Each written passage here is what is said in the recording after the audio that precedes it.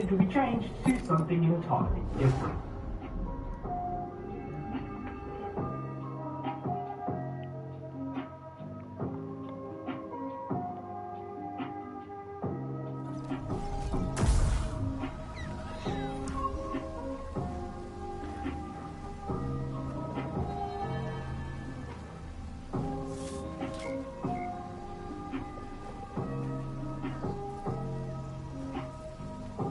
Now, I'm guessing at some point in your life, you thought that someone in a position of power was stupid. It might have been a parent, a teacher, or in the case of Destroy All Humans, it might be politicians. One of the powers that you can use in Destroy All Humans is the brain extract, which does exactly what you think it does. That being, extract the brain of your chosen target. Well, when you extract the brain of a regular person, it looks like a normal-sized brain, give or take a few inches. However, when you extract the brain of a senator, the size of their brain is ridiculously small, which is pretty funny. Speaking of politics, this next detail centers around one of the most divisive issues of our time. If you visit the toilet in Starfield, you can do this.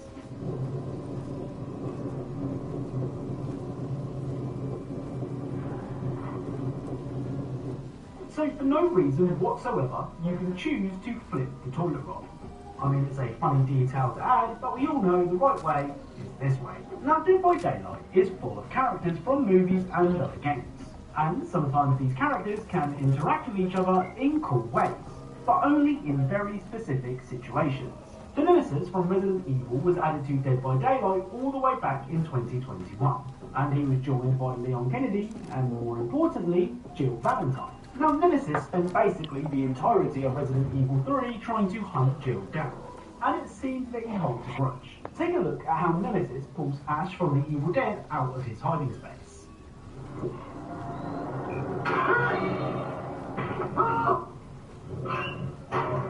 So Nemesis doesn't say anything. He preferred to let his giant hand do the talking. Well, compare that to how he reacts to finding Jill.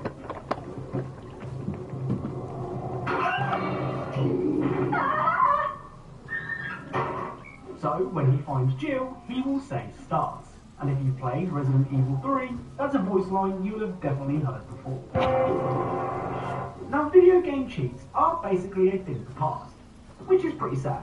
There was nothing better than beating a game and then going back and trying to break it with cheats. For some reason, developers seem to hate cheats now, and very few new releases include them, which makes revisiting games with cheat menus that much cooler, especially if those menus had some personality. Take Conker's Bad Fur Day, for example. The cheats menu is overseen by an imp, and if you keep entering the same incorrect cheat code, the imp will get more and more annoyed.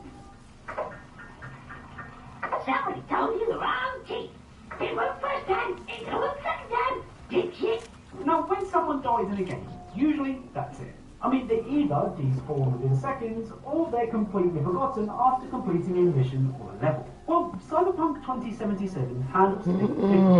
At the beginning of the game, you're betrayed by Dexter DeShawn, who wants to distance himself from a heist that went wrong. And I mean really wrong. Well, luckily for you, someone needs to know what you know. So after helping Takamura find the place he dumped your body, Dexter is given a taste of his own medicine in the form of a bullet to the dome.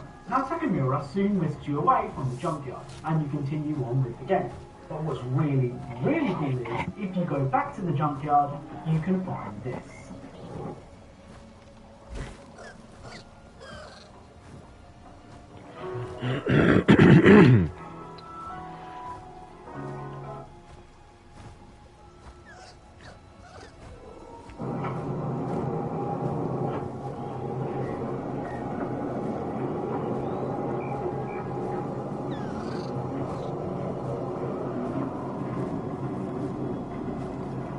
So, Dexter's body is right where Takamura left it. This isn't the only time that you can find the body of someone important to the game's plot in the open world, but it is one of my favourite examples. Now, in a Battlefield game, there are plenty of things that can get you killed, but I bet you didn't think that one of those things would be the humble rat. On the Uprising mission, you have to crawl your way through a pipe to avoid some enemies, but it turns out that the real enemy was in the pipe all along.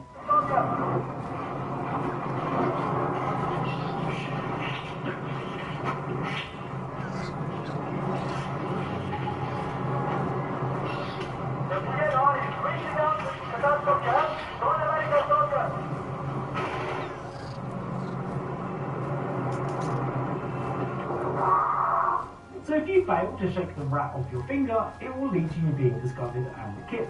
But before you succumb to your injuries, you make sure to flip the rat off first, which I think is hilarious. Now, it's no secret that I love a good idle animation, but the idle animations in the original Assassin's Creed aren't just good, they are surprisingly realistic.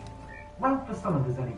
You see, if you leave Desmond idle for long enough, he will eventually do this.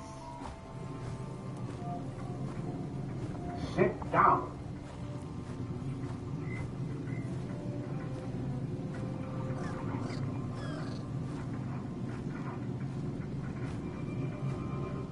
So it turns out that even the descendants of assassins need to sort out a wedgie every now and again. The next time that you're fishing your underwear out of your butt crack, remember that you too could be an assassin. You just... We're back to a series so bloody.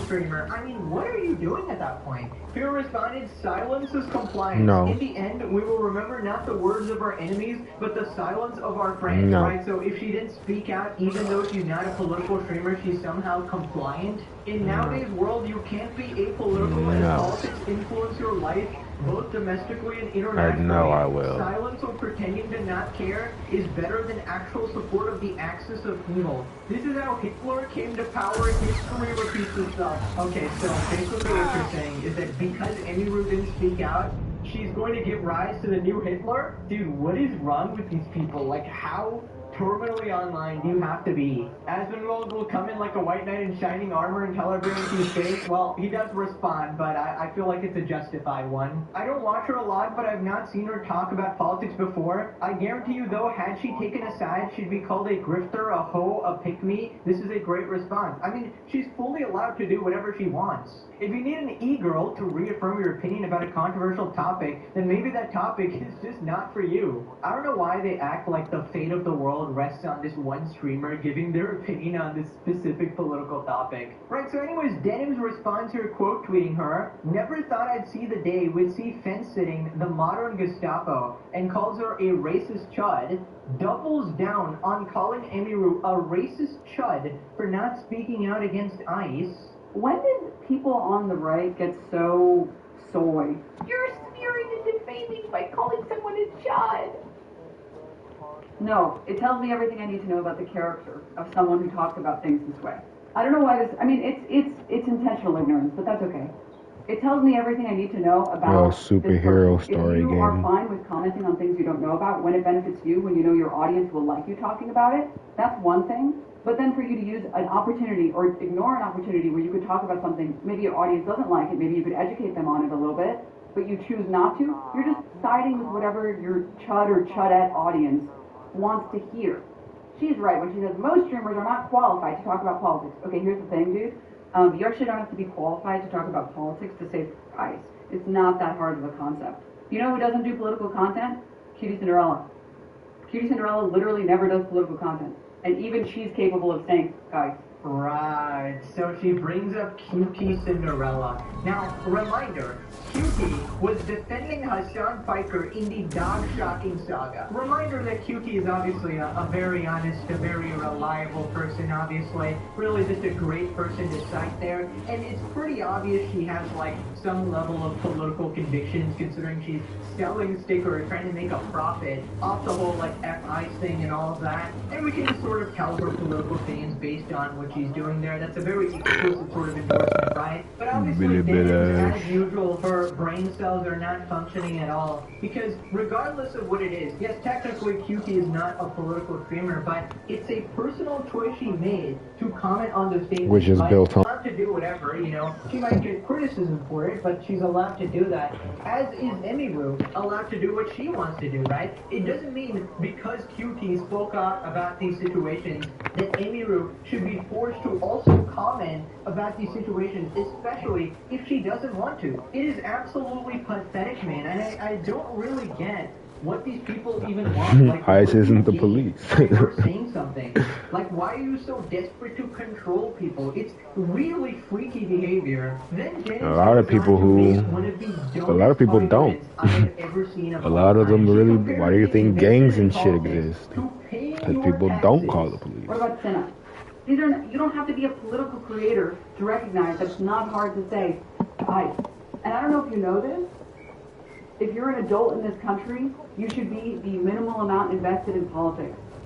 Because you live here. There's this weird idea in America especially, where like, you could just be an adult and be like, oh, I don't care about politics. What? If you're above the age of 18, you should care about politics in your fucking country. You don't get to be like, well, I don't agree with this whole taxes, so I'm just not going to pay for it. You can't say like, well, I'm just not going to care about You don't have to politics. do shit. This is by far like the, I think, dumbest American quality. You're dumb. Saying, I'm not into politics. Oh my god, they might be the dumbest baby. I want to be a part of that fucking pedophile Pizzagate stealing fucking money. I might as well just join the gang if I'm gonna do that. Because truly an extraordinary And these gangs Most of the ones, gangs aren't known for being pedophiles. How about that? The government is. So if you really want me to choose a side, that's the side I'll probably choose. Here's the difference, Dan, because, you know, you obviously don't understand, so I have to... It's like the Imperial government. I'm a Jedi. I'm a Jedi Knight. Fighting against the Imperial. Okay, I'm lying. I saw it before when she claimed that kids could not form memories at 3 years old, and then she saw the actual facts on the screen and read the actual facts, and then concluded the exact opposite, saying that yes, kids still cannot form memories at 3 years old. Yes, Dennis, we know you were a brain-dead child who was dropped on your head as a baby. The average age of adults' earliest memories is 3.5 years old. You're not really forming memories at 3. By the way, I just want to make it perfectly clear so nobody is like guilt-tripped by her. Not everyone can spend their limited time on this earth, you know, investing everything into politics and caring about it to this extent. Right? People have different professions. Some people are better at other things. Some people are engineers, doctors, construction workers, convenience store workers, fast food workers, whatever, chefs, right? Not everyone has the time or the patience to think about this stuff as well. Not everyone is suited to think about this stuff. If everybody, you know, did the exact same job and spent their time doing the exact same thing, society would not even progress. If we only had brain-dead, brain-damaged streamers such as Denims, right? If everybody turned into Denims and everybody started talking about politics on stream, the world would literally cease to function, right? Because this is a completely pointless job, okay? You're not even an entertainer, alright? That's our job. We're at least entertaining people. You are just a fucking virus on this world. You are an evil force that needs to be stopped. The only reason you exist is to make us look good. Is to serve as a character in other people's story. You are the evil comic book villain who is inevitably going to fail. I mean, this all stems from a deep-seated narcissism, right? They think their job is so important, right? Just because it's your job to be a horrible political commentator and streamer who is constantly delivering wrong information, misrepresenting stuff, pushing your agenda, it doesn't mean that it's the most important job in the world. It doesn't mean everybody else has to follow in your footsteps and do the exact same thing, okay? Some people are actually contributing to society, believe it or not, instead of selling their body online and denigrating themselves. This all stems from a deep sense of like insecurity and inadequacy. I don't want to be like a psychologist or diagnosed, but it's so obvious where this is all coming from. Here responded, the vibe radar never fails, truth nuke. She doesn't agree with my politics, so she's a Nazi. Pretty much, that's how it works. Literally doing the memes, and you got you there, who's left of center. 2012, the line extends, and the line extends even more, and we got a third here, basically, going, bigot! And now somehow you're considered right-wing for wanting to be apolitical. It's just crazy. She doesn't automatically support all the regarded things I support, so she's a racist Nazi. Stop what you're doing. Comment below. Is she going to use the word incel? Last time we played this game, a lot of you got it right. There were 2 incels in one tweet. Place your bet right now. And she says, I'm not surprised at all. No incel? Oh my god. Well, she was responding to Denins here, or Amy Rue, both of which are female. So for the first time ever, Casey Prime, you get the W. You get the W. You have overcome your addiction. You've gone one tweet without saying incel. Without alting. Your husband is very happy with this information that you have not used Explorer that perfectly describes him. Andrew promoting people to think for themselves and that pissing you off is so telling. Gonna label someone racist over her answer? Ever seen Emmy's diverse group of friends outtake by Denims? These modern libs or something else? That's the thing. Amy Rue literally hangs out with like all the so-called liberals or whatever, like Valkyrie and all that entire friend group. She has no problem with these people. She clearly is not like this racist Nazi or anything. And she probably has her opinions on this, but she's not gonna say it because it's her platform and she chooses what to do with it. And you can't really bully her into taking a stance. We got this meme, I'm not educated enough to give an opinion, nor should you value one from someone like me. You alright? Yeah, thanks. Why are you siding with the bad guy? Pretty much, this is like exactly what's happening here. You want the political opinion of a cosplayer, you should take her advice and log off. Well, she's an OnlyFans girl giving her political opinion, so I don't know why anybody takes her seriously either. Do these people think that calling people racist, Nazi, and fascist will make them change their minds? Oh, it's like, oh no, this person thinks I'm a racist. Wow, that's a great point. I'm on your side now. Well, no, they don't think it's going to change their mind. They think that they're going to bully them into saying something they don't even want to say. They basically want to have this echo chamber on the internet that just sort of repeats exactly what they want to say. And regardless of the specific opinion they're talking about, whether it be fucking Hassan shocking his dog that they want everyone to believe didn't happen, or any other opinion, they basically want to eliminate all sort of discourse on the internet. Yeah, so Twitter is going crazy, apolitical in the big 2026. That's Republican, we count those.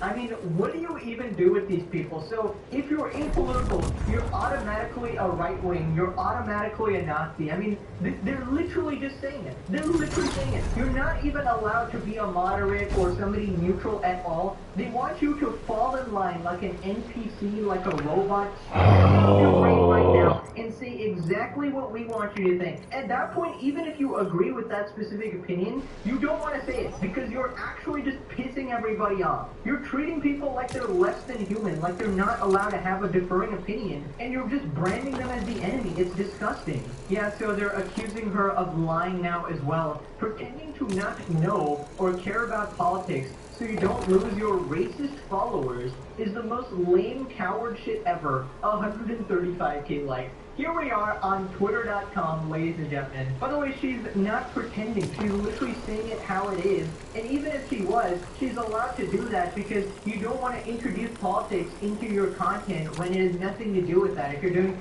gaming or cosplay, that can obviously be enjoyed by both ends of the political spectrum, right? So, like, why would you jeopardize that? Like, just fucking terminally online freaks, man. Here we got Hassan's editor. Gosh, I wonder why Emiru doesn't want to say anything critical about it. And we got a podcast from 2 years ago with Asmongold and Tectone. And I don't know what point this is making. First off, it's literally years ago, and the podcast ended because Emiru canceled it, right? As we'll find out later as well. And second off, you get Emiru's hanging out with Valkyrie and all these other people as well who are clearly liberals, who are clearly like Hassan supporters as well. So that doesn't count. That doesn't count, right? It's so stupid. Doesn't even know anything about politics. Who are 28 years old. Came as fast as I could. And what? People actually have lives and other shit to think about. They don't want to be miserable all the time. Do you N-words think she was coincidentally hanging out with mini Hitlers all the time? Okay.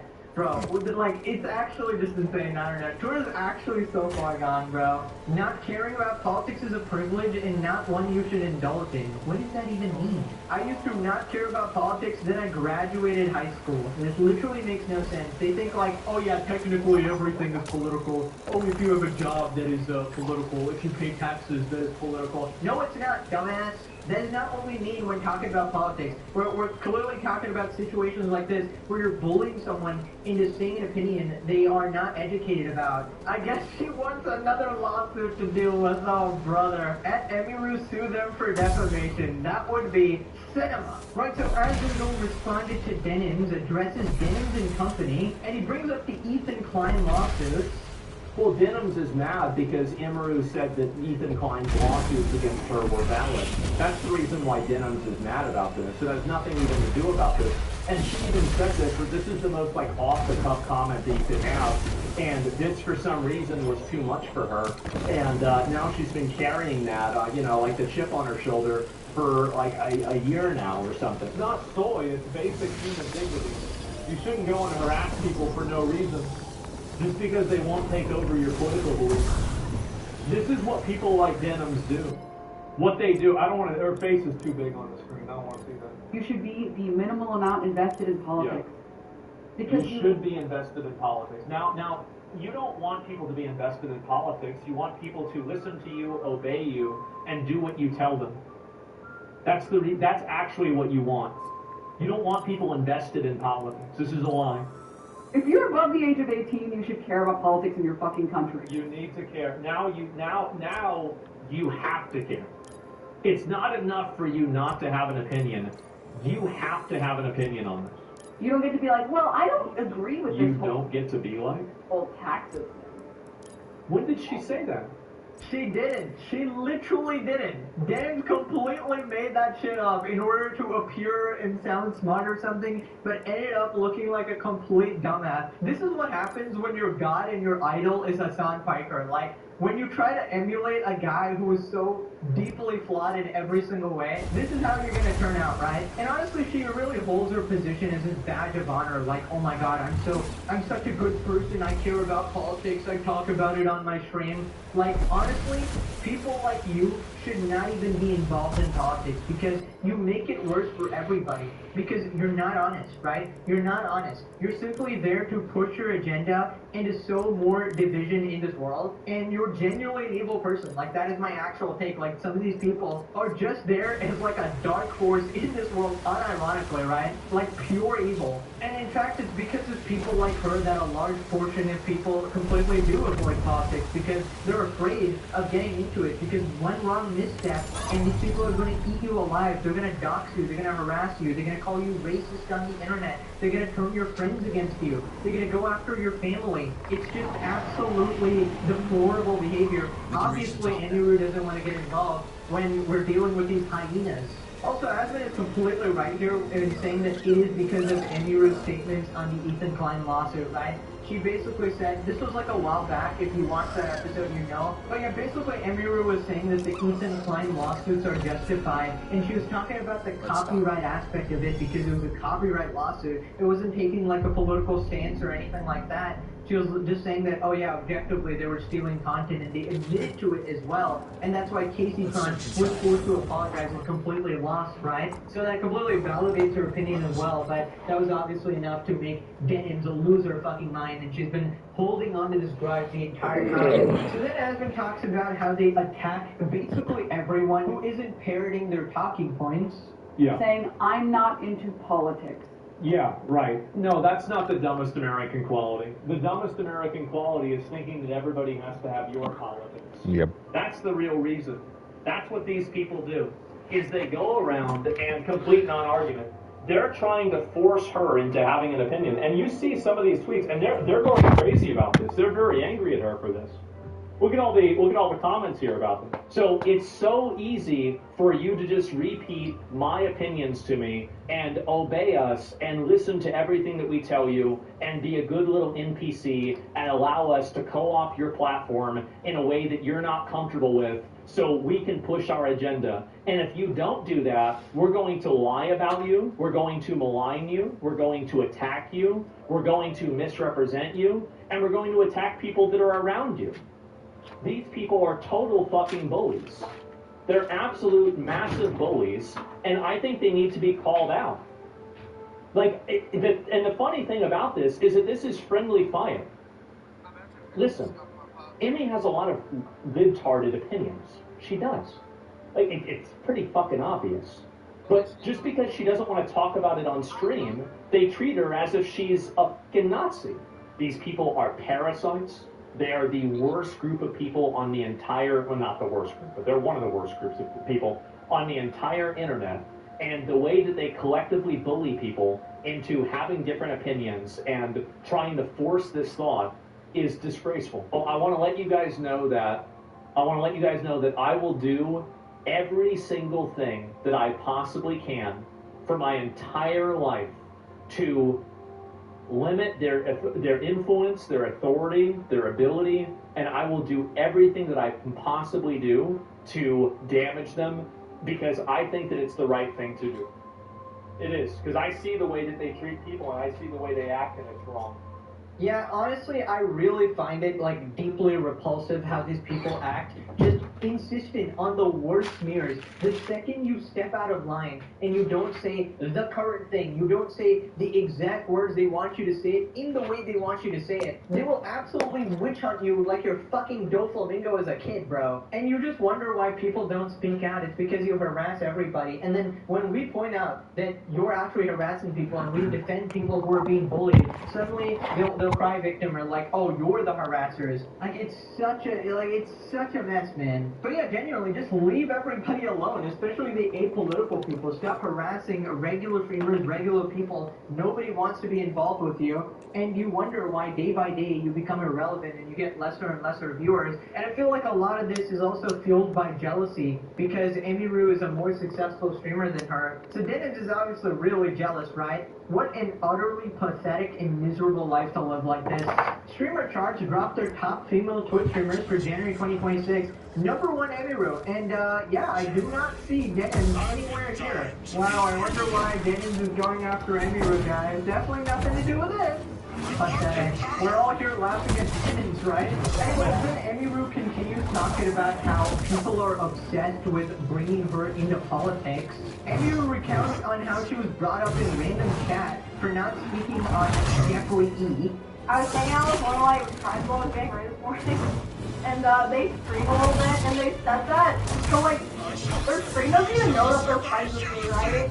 They're a small streamer, they don't know that we're friends, and they were telling me that, they're like, yeah, for some reason, people like always bring you up in my chat, even though they don't know that we're like friends.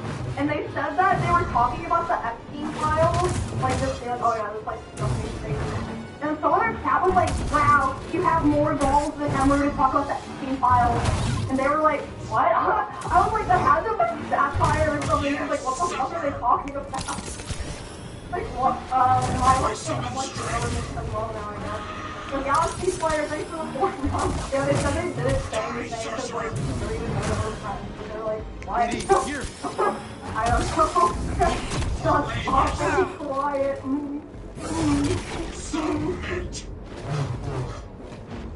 Help me, BD.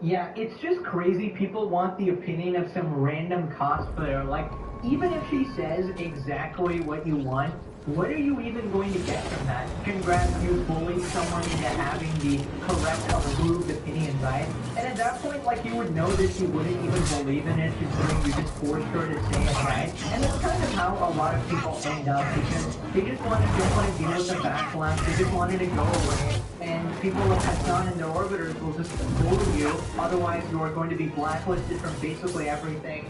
They're going to tell all their streamer friends, don't be friends with this person because they're racist or whatever. Not wanting to be political is the same as being a Nazi to some people. That should show you how regarded we have become as a society. After a long day, I just want some brain rot and fun shit to watch, not hearing political stuff. Please stop with this madness. Looks like you need to watch the legendary series, because here we are completely apolitical and just like the clown on absolute regard. And we're doing it right now. And we're just here to have some fun and call out some absolute morons. And that's why we're so successful here. Right, so as Needle responds to this situation, he calls out the people going at Emiru and reveals that it was a good idea to end the podcast. The truth is that a lot of people see this and they just look at it and they see that it's just flat out, it's just bullying. That's it. It's bullying, it's attacking somebody, and it's doing it for something that the person didn't even do. I think that's the thing. Like, I have no problem, expressing distaste or frustration or anger with a person that you disagree with, right? Like, if somebody's going out there and they're saying X, Y, and Z, and then you say, well, you're wrong, I think that's totally fine. That's the First Amendment. But the problem is that whenever you're doing it to people that aren't even trying to be involved, I think that at that point, you're really just trying to be an asshole. You're just being a piece of shit. That's it. I have to completely agree. It's toxic. It's incredibly toxic. And the people that do it are hostile, abusive, aggressive, bad people. And that's really what it comes down to. They're awful people. They want to purity test everyone. They want to force everyone to repeat their thing. Remember during BLM, people were just trying to eat and forced to put their fists up? Exactly. That's it. It's just like during BLM. You are totally right. That is 100% what it is. I'll talk about this. Listen. I mean, yeah, this is basically like, if you don't post a black square on Instagram, you're racist, right? The black square is going to save humanity and cure racism in the world. It is so stupid and unnecessary. It's obvious virtue signaling and does absolutely nothing. And honestly, props to her for standing her ground and saying that she doesn't want to get involved in politics, right? And that's basically what I try to do as well. Try to stay neutral and apolitical, even though Hassan will claim I'm secretly an Israel dick rider and far right or whatever. And you just know how ridiculous that is based on this situation, for example. And whenever somebody says that dumb shit of like, oh, why didn't you talk about this? You're obviously a right-wing Nazi. It's like, no, you're just a terminally online fucking dork, right? Who is unable to view anything through a lens that is not politics, right? And I'll say it time and time again, some people just don't want to be miserable. Some people just don't care that much, right? You know what I'm looking forward to today? Eating some delicious fucking chicken, alright? Watching some Las Ratones games, alright? We're seeing the comeback of a century. And go to the gym, get jacked, talk to some friends. You know, my mind is just never on politics at all, ever. Even when I'm making these videos, I'm just shitting on people who are being objectively stupid,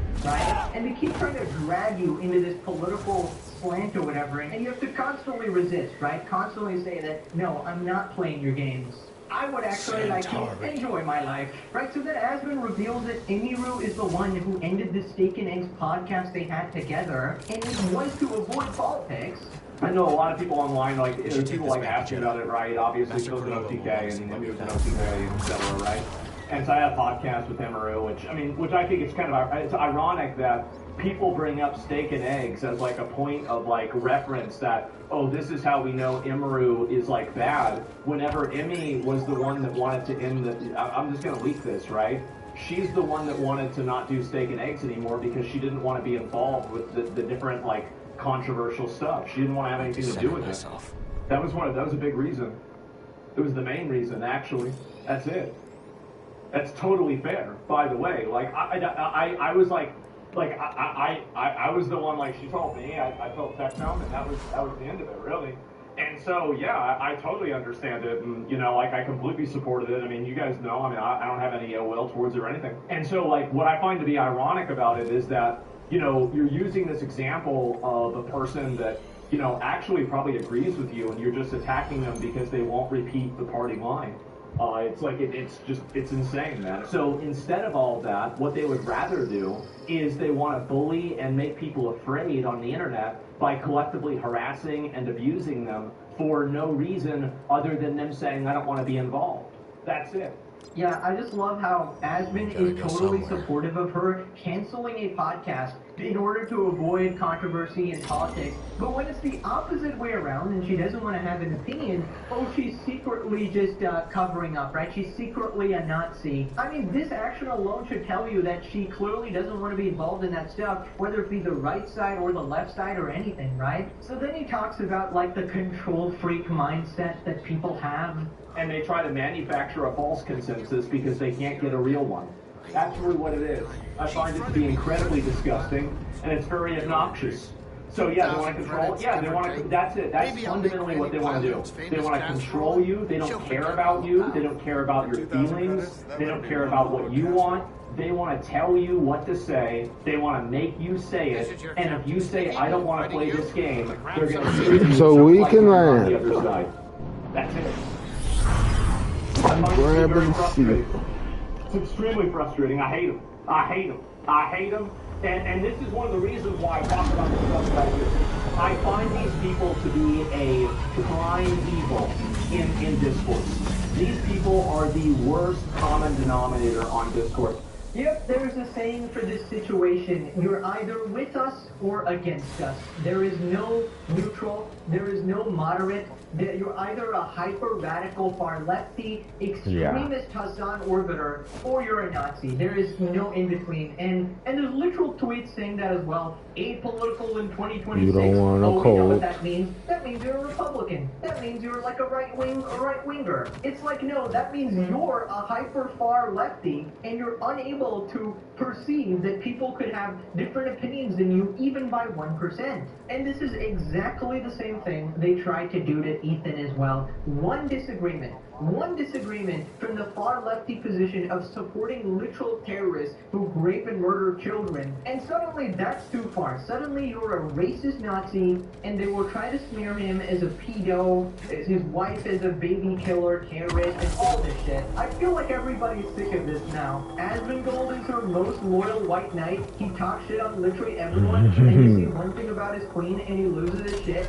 Listen, that may or may not be true, but in this situation, I think it's perfectly fair to actually defend her, because objectively, she's in the right here, and there's a bunch of people trying to bully her for no reason. If this was anyone else as well, I'm pretty sure you would have the same opinion here. Extra Emily deserves hate, not Emiru. Did somebody say extra Emily? Hello, DJ Dan. Not now, Dan. She surrounded herself with grapists, pedos, and fascist propagandists. Not saying something publicly to separate herself from that is on her. Sisters, Obviously, science we is a have a choice most that people honored interpret guest. as meaning something. The Yeah, wise you seem one like a who very instructed Master grounded and sane Chunda. person. Yeah. Moving on to Come, Master Asmongold Cordova. talking about You must be wary OTK, from and he your claims travels. that it was his I will show you the largest, way. most profound mistake in life, and he apparently talks about marriage here? I mean this in no form of exaggeration.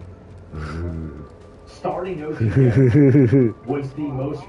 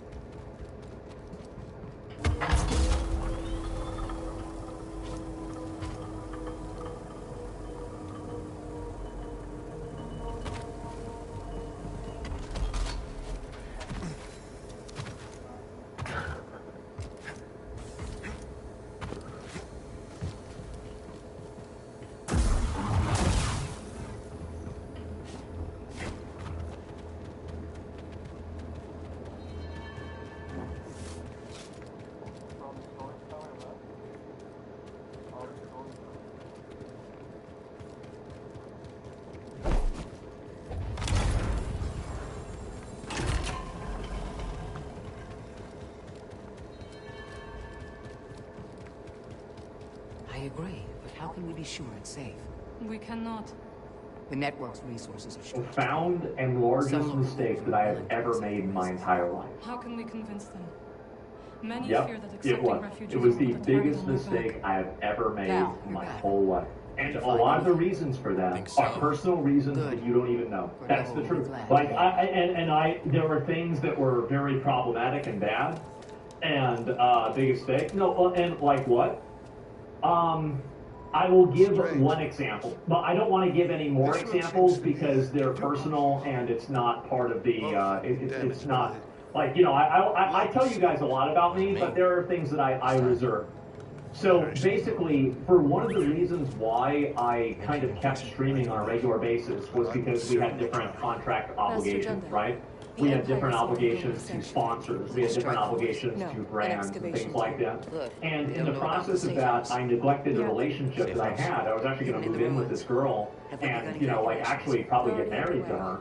And I ended up not doing any of that because I felt like I had to continue, working in the best interest of, that group. And so, that's probably the main one. Or not, I don't know if it's the main one, right? I mean, there's like 4 or 5 of them, right? I would say.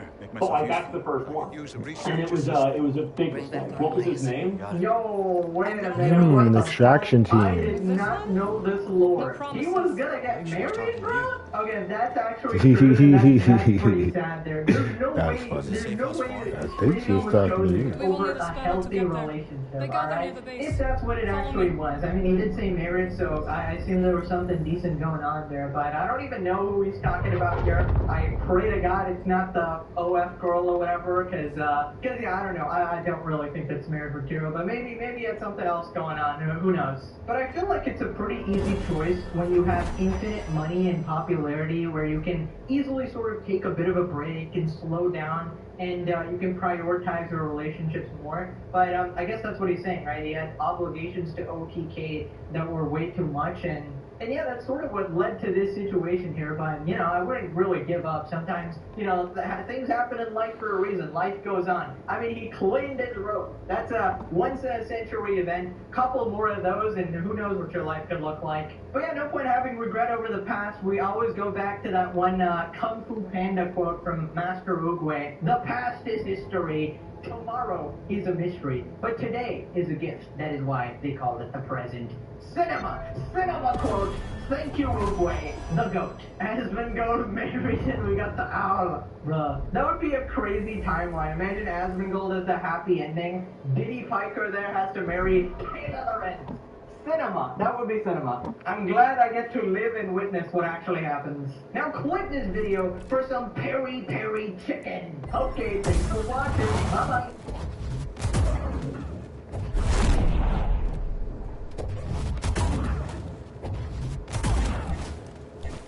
Just when you thought we'd done it all, Olive Garden now delivers. Only at olivegarden.com. What now? Safeguard Skin wash away 99% of germs. That's peace of mind for my family. Welcome back to a series so full metal. Even Edward subscribed in today's video. Hassan is back and he is unbanned on Twitch after a grand total of 3 days. That's right, it didn't even last a week. A Greek politician is trying to convince Hassan to run for office, but claims that it would destroy his life. Hassan responds claiming his life is already destroyed by streaming. I hate all of you! He admits that he doesn't want to actually bring about any change, but just continue grifting for profit. He's crying about Reddit after a bunch of his clips went viral. He claims that every post is botted and that everybody loves him in the real world. Delusional. He's calling himself I Show Speed now. Tectone continues his return and claims he was investigated by the police for 8 months and got no criminal charges. He responds to Mizkif trying to expose him all this time. He claims Mizkif was secretly working with the Hassan orbiters like Denims and Mike from PA. He seemingly admits to viewbotting and XUC is not happy. Subscribe or Hassan becomes president in 2030. Sure, absolutely. Flambade. Now let's begin. Right, so remember how Hassan got banned for 7 days? Well, it turns out the ban was shortened and he's back already in 3 days.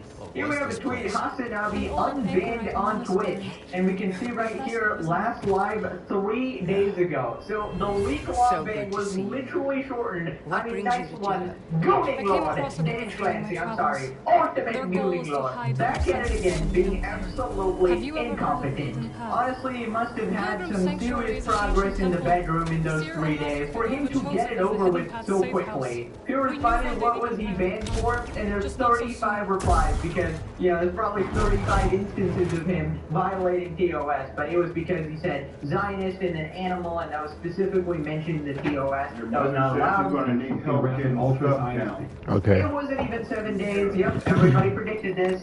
This is what privilege actually looks like. No. Twitch is a far-right platform that is totally biased against Hassan Piker. That is what he wants you to believe, by the way. Twitch be like, oh good, my laundry is done. Clancy's golden boy gets a couple of days off, not surprised. By the way, it was also on a weekend. Are we actually serious right now? Anyways, he's back and apparently debating running for office as a politician, and I find it ironic he calls Asmongold the cockroach, but this guy, you cannot get rid of this guy, man. So we got this guy called Yanis, who's like a Greek politician. He tells Hassan Piker that he should run for office.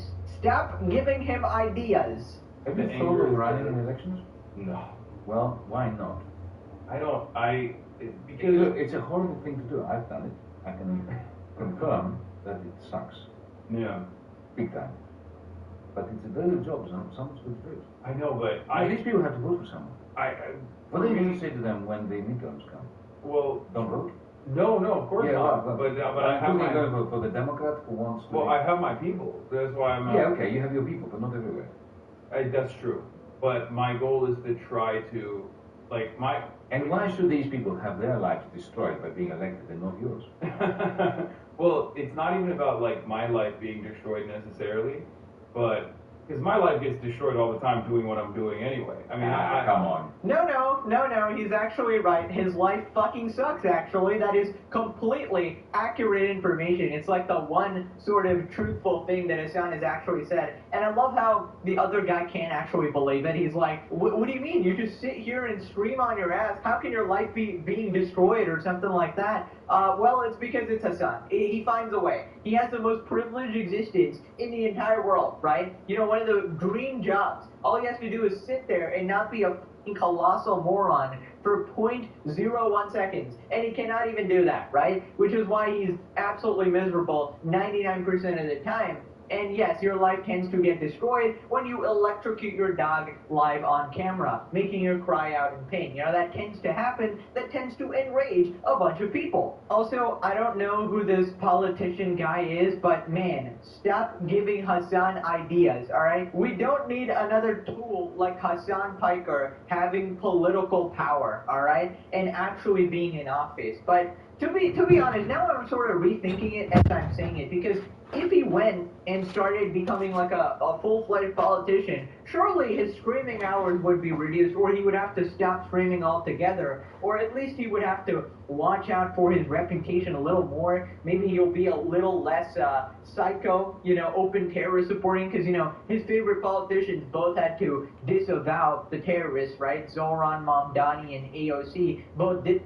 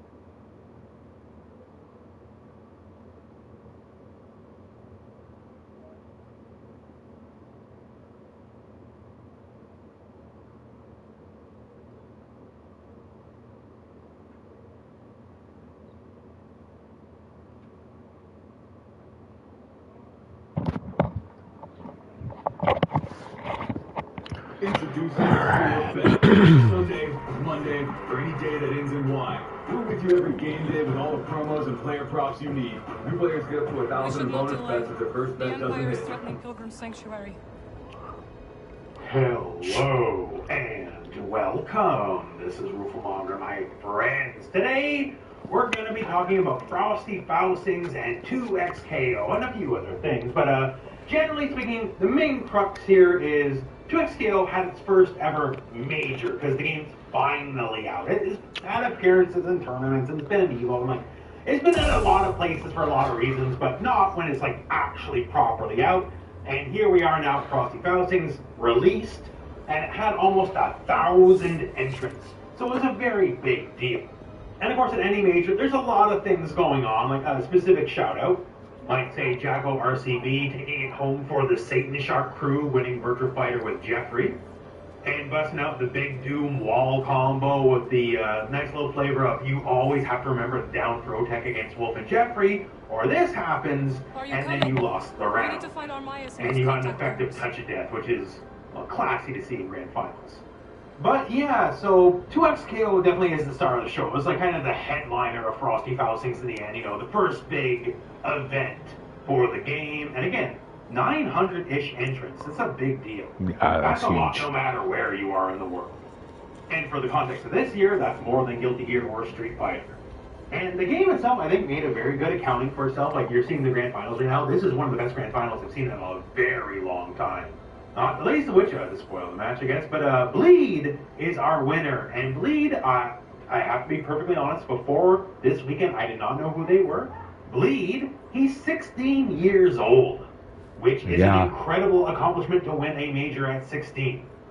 And me being in my early 40s, and very early 40s, thank you very much, I'm not that old, that kind of makes me feel a little old.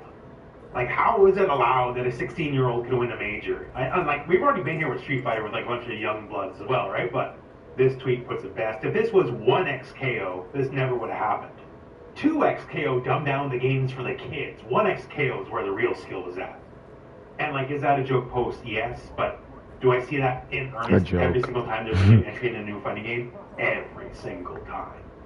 Okay, so 2xKO. Lots of players showing up, great matches, good stuff all around, but like, why the video, right? Well, there's some controversies, both about 2xKO and also about Frosties itself.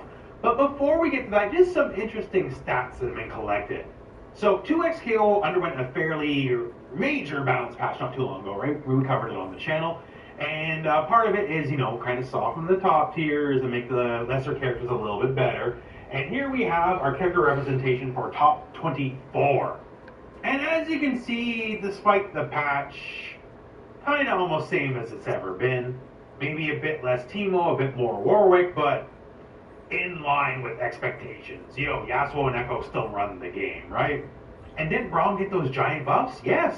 And you might notice there's 0 Braums in top 24, because realistically, even though I do think his buffs are somewhat significant, his worst match is Yasuo. And Yasuo is going to be the character you see the most. So they're on that couch. With the tournament and the patch being fairly new, it's not worth Everything was on that couch. That's all the Yasuos you're going to run up against.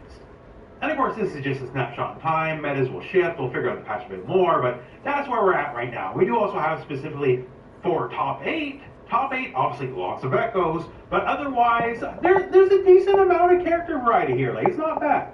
Now, if there's any lessons to be learned from this, I guess we can take the official Riot response from official Riot employees, in that it's time to nerf Jinx again. Obviously, she's killing the game, right? Now, I actually just made a joke I just deleted, because obviously this is a joke as well, right? But some of you guys take things too literally, so I'm scared to make jokes sometimes. So yeah, that's a joke. So stats-wise, maybe some of the characters that are the usual villains are not quite gone yet. But Riot, well, they're committed to patching the game quite a bit, right? You know, a lot more than some other contemporary fighting games. So eventually it'll get to where it needs to go. Well, that's the idea anyways, hopefully, right? So that said, let's dig into the controversy. The controversy, what's the controversy? 2xKO is an industry plant. What? Well, there's a couple things leading up to it. One, it's a huge IP. People a little raw. So at Frosties, there's lots of stages, there's lots of, and it's the same, but it creates a little bit of a vision of impropriety that effectively 2xKO is squeezing out the smaller games. Now, is that the reality of the situation? Honestly, not even for a little bit. Honestly, it's nowhere near reality, right? Now, is it unfortunate? Yes. Maybe someone on the Frosties end should have took a look at that, because when a game, even if it's not the bigger of the games, you know, at the floor, on the tournament floor, whatever, right? When it's top 8, it's their moment. It's their time to shine. And certainly the visual of literally every big screen in the place being on 2xKO, except for the one that's playing Grand Blue top 8, that's not a great look. And maybe something should have been done to mitigate that at least, like give Grand Blue 2 screens. I don't know, right? And it caused the whole thing. Just a lot of negativity, like, oh, they bought their way in the Frosties and this, that, and the other. And, like, for one, it's a little silly just because, like, it really doesn't work that way. You can buy as much as you want. It doesn't buy attendance numbers, right? And this was the most attended game for the tournament. And especially for side games, the people who are responsible for Grand Blue versus, right? It's not like they're some small indie company. They are comparable to Riot. They make Uma Musume money, y'all. And just to pull back a previous tweet, there's a lot of tweets like this though, but saying like Riot doesn't have roots in the community, which is really silly. Like the Cannon brothers, who are the leads over at 2xKO, they're literally the founders of EVO and also creators of rollback netcode. So like the roots go back pretty deep actually. Not the least of which, along with the 2xKO team, is like the most from the community team of like any fighting game developer, just in terms of raw talent anyways. Like a large majority of the 2xKO team is from the FGC in some way, shape, or form. But that said, I'm bringing it up because it was a big blow-up, and in the end, more than a little silly. People on site said basically it was only like that for just a few minutes, and then it was over with, and you know, screen time got shared, if you will. So definitely a bigger blow-up on Twitter than the reality of the situation would probably dictate, although that's how social media works. We are nearly there. So, what do you think? Football! What the season has been. To all the comeback. To all the tush push. It's perfect. To the parlays we hit. Here's to one last ride. New customers bet $5 and get $200 in bonus bets if you win. There's our ride. Sometimes everything out in the desert starts along the sea. You must focus on what is different. That is The two acts mutually exclusive. There's an act. Let's hope this spammer doesn't abandon us. Don't hold a grudge, Cal. It's not you. Those days I'll surely enjoy me. I'm in Oxford now. You have to promise me something. Anything, look. Stay out of trouble. Sherlock Holmes, James Moriarty. You must think you need someone responsible. Sherlock is making friends. Sherlock never made any friends. What game are we playing today? What game would you like to play? Michael, what the bloody hell is going on? Do you mind telling me why your brother's standing at the scene of the crime? What would I do? I'm curious as to why I'm being set up for murder. But I need proof. There are other forces at work. Sorry to bother you, sir. I need to clear my mind. A bomb is an incendiary device. I know what a bloody bomb is.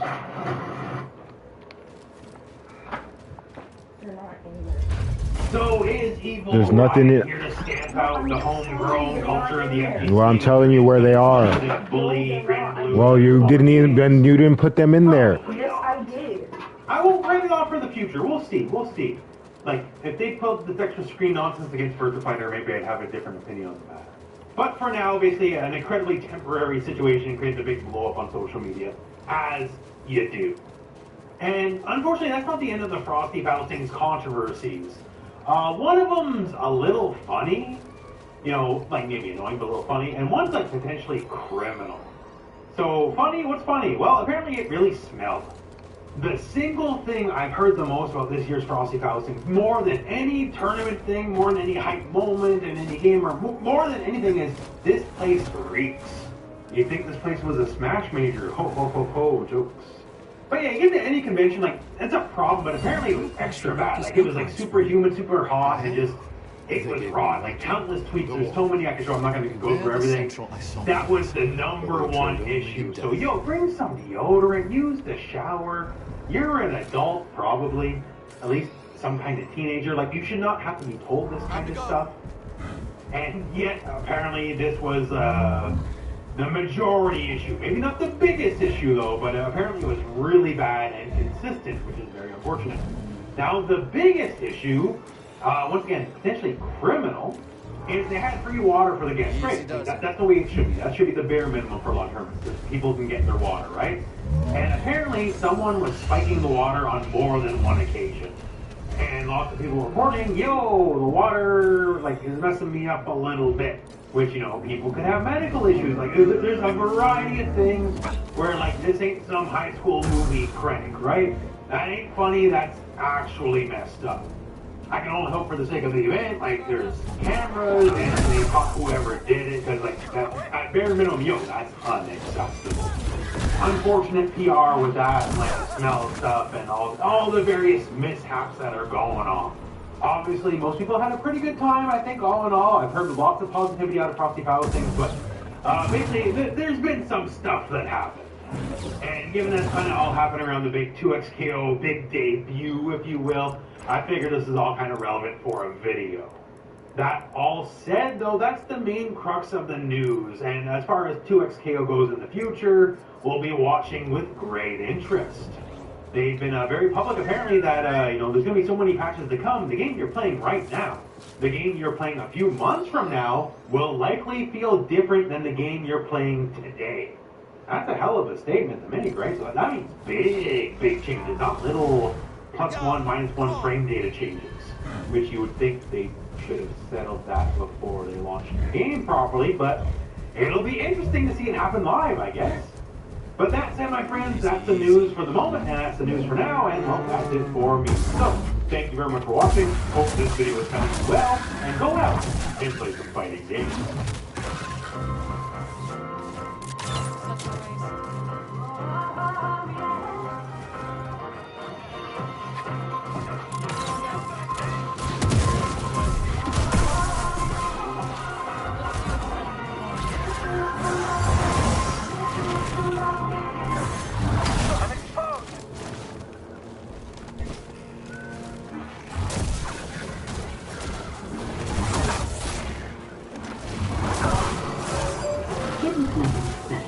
They would slip the little bed together.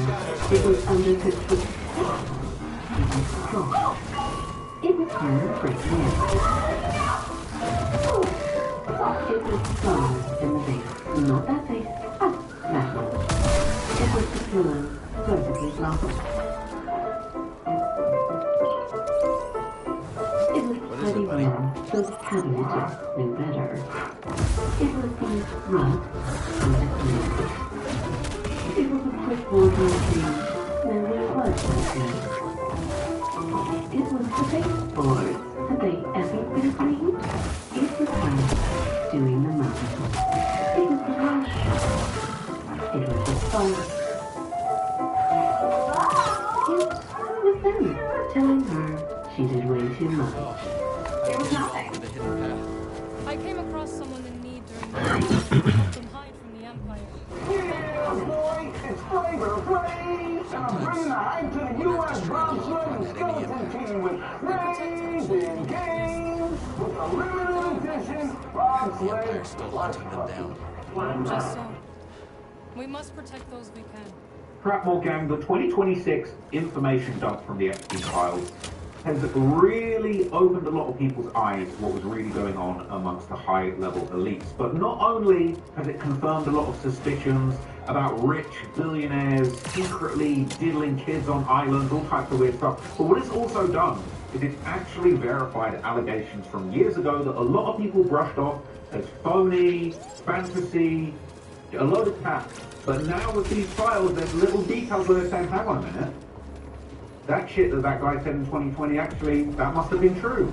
That thing that the guys were saying in 2018, that must have been true. And now, another thing that's come out that I've seen is a 2020 4chan thread, okay, where somebody claimed to actually be an employee for Jeffrey Epstein and basically exposed of what was going on behind the scenes with Epstein, right? So back in 2020, just after he died, okay, this anonymous insider, he claimed that he had had interactions with high-profile names like Rihanna, Mitt Romney's relatives, okay? He apparently spent time working on the island himself. Well, now things have come out in the new files that are making people believe that this was actually true.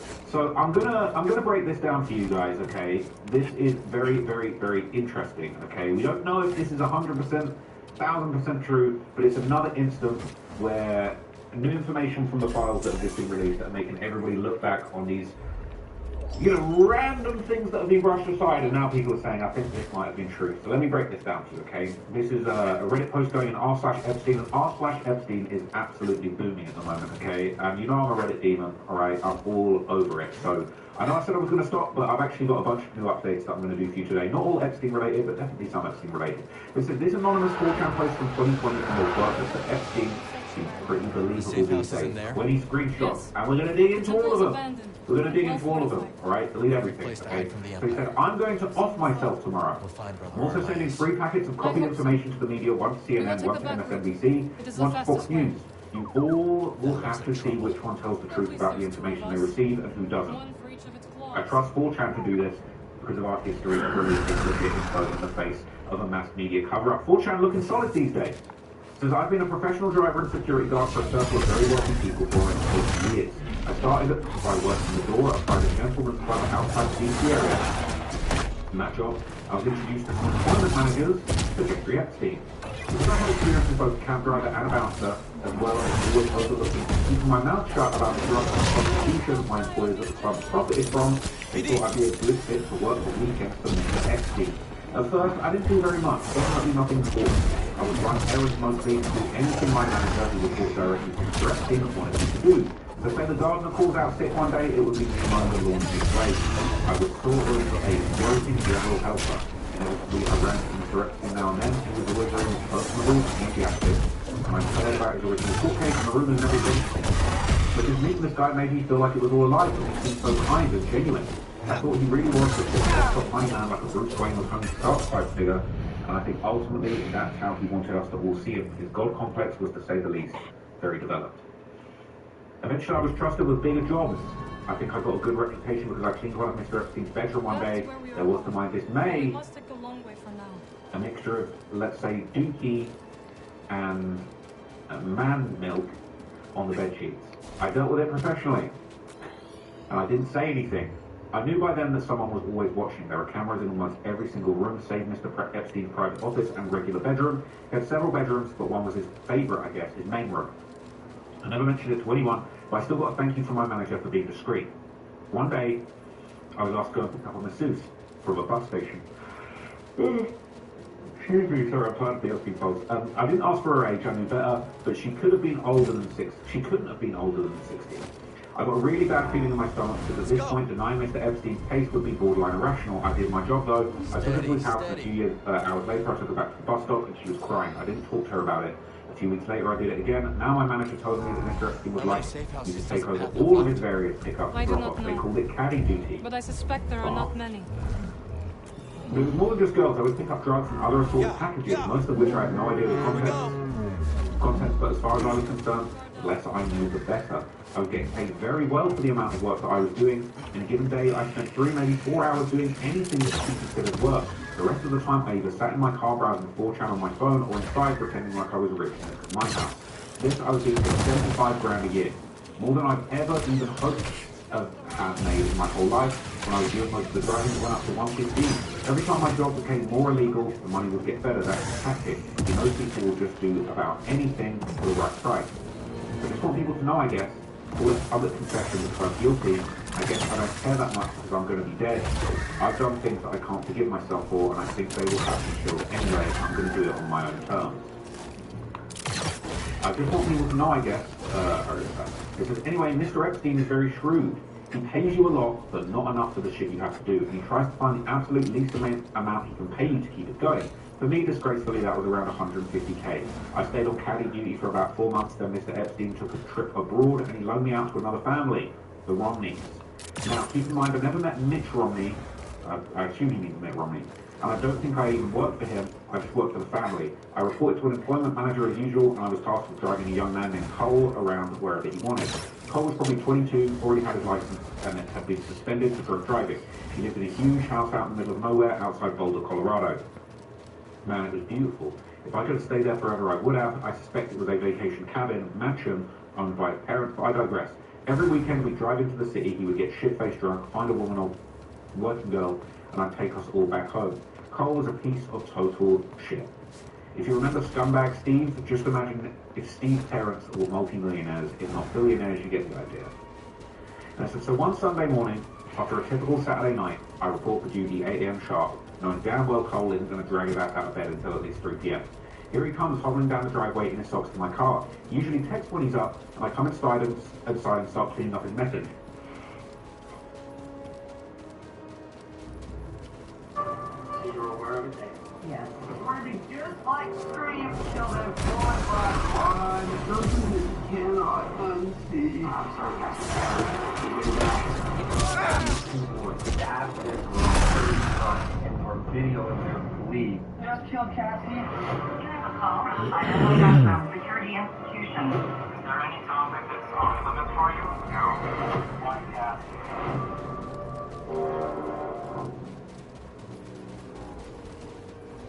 SRP is a not-for-profit utility.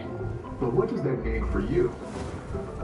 It means having lower energy costs, money-saving programs, and the most reliable power in the Southwest. As a not-for-profit, SRP prioritizes power, water, and you. Find savings, reliability, and more at srp.net/value.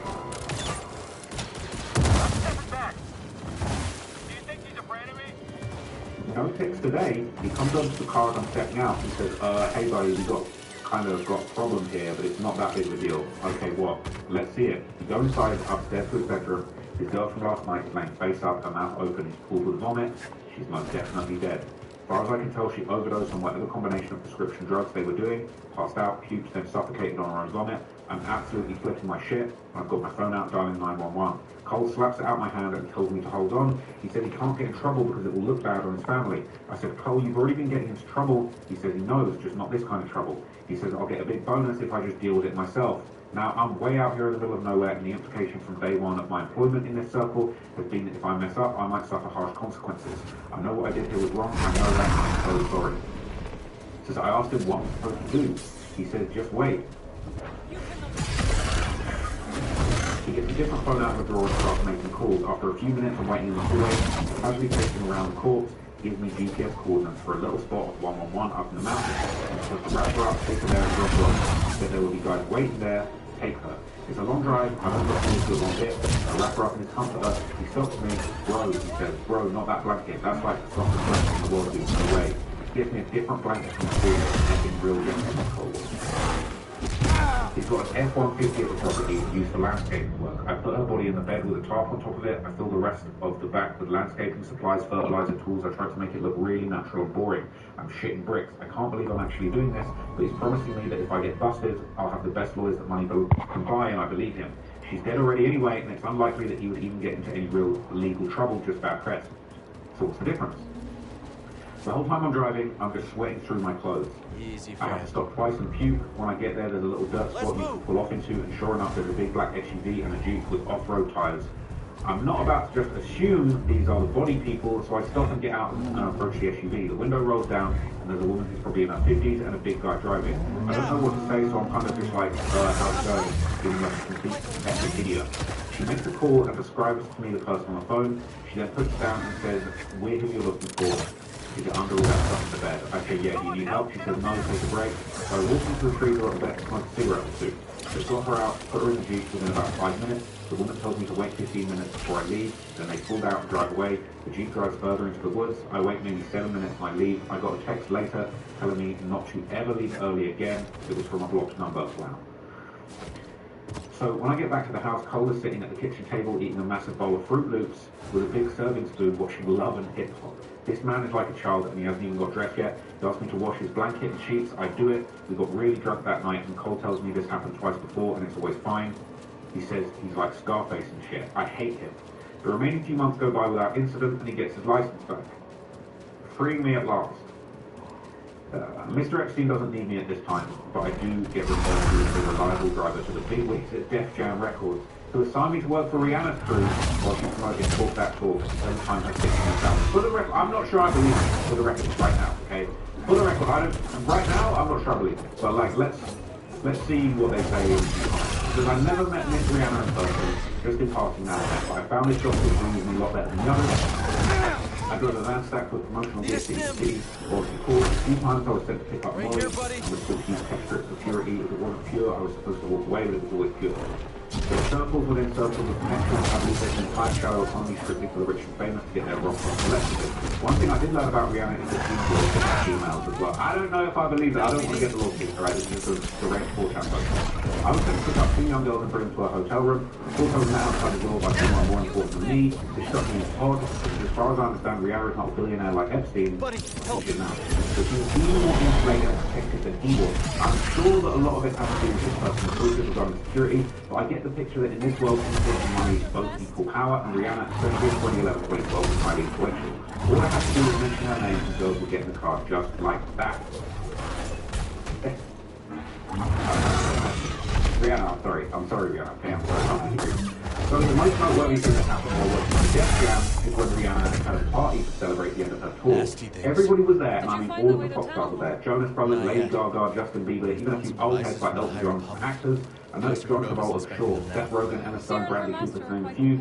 For this party, I was a full cast of getting entertainment. They wanted as young as they could get, and as many as they could get. I think I've actually read this section before. Ostensibly, they would be hired to be wait staff, valet drivers, but the plan is to switch it up on them when they actually get there, give them drugs, money, whatever they need to get them to do what they wanted to do, which was essentially the all expenses paid of working people, like on Fig, for whoever wanted them. That part basically was not my job. I'm just a piece of shit who tricked them into going. I picked up 5 young girls from a mall, a couple of teenage boys. I found them walking along the road, and I got hold of an escort company to fill it out and make it an even dozen. The ones from the escort company were not underage, and I was severely chastised for it. My manager basically asked if I ever wanted to work again. I said yes. He said, then act like you've got some goddamn sense. I didn't make this mistake again. After the tour ended, I was just on my own for about a month or so. I rented a house near Tulsa and basically isolated the entire time. I was starting to get ideas in my head about going to trade school or something, and I was called back to come work for Mr. Epstein again. So at this point, I've developed a bad coke habit, of which I've only been sober a few months to a day. I needed something to make me do it. Coke makes you feel numb in a way not much else does, and believe me, I've tried just about everything. There are research chemicals no one has even heard of that get traded around in these circles, and when I came back to work for Mr. Epstein on his island, I was going through an 8-ball every day or two. I binge drank at night, but I had to keep focused during the day. The coke wired me up, and the liquor brought me back down. That's the only way, mentally, I could really cope with what was happening. I told you there's a place where I can birthday my way. Where there's the most games to play, epic adventures, good food, insane desserts. Did I mention epic adventures? I mean that they're like famous for birthdays. That's right.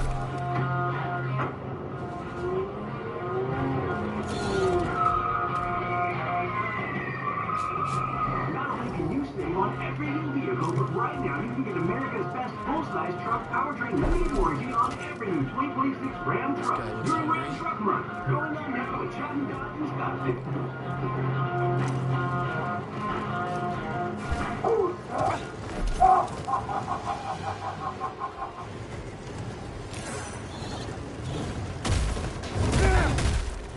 I was flown to his now infamous island, a regular staff.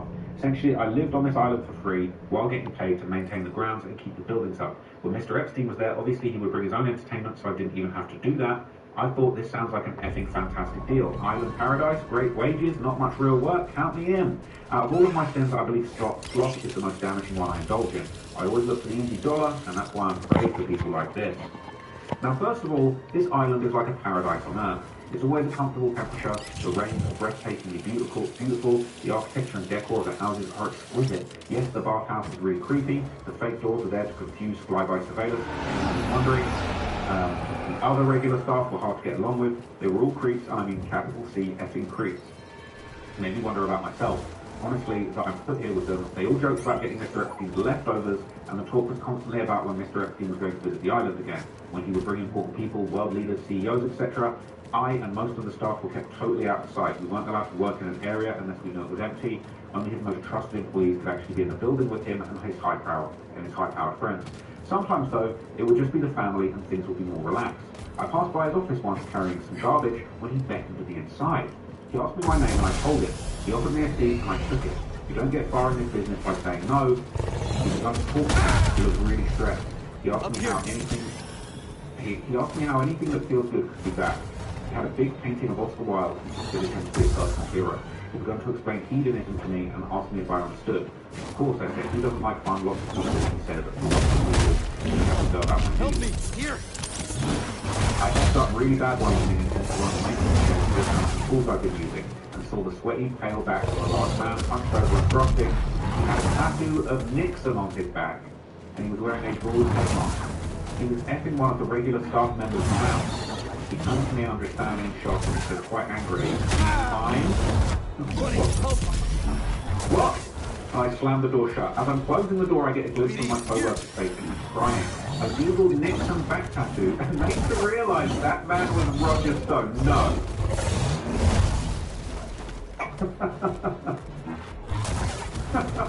I'm gonna cry. I'm gonna cry. What? Why? Why?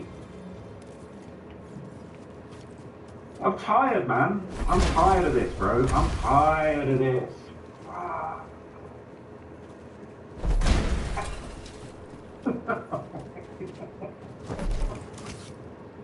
What?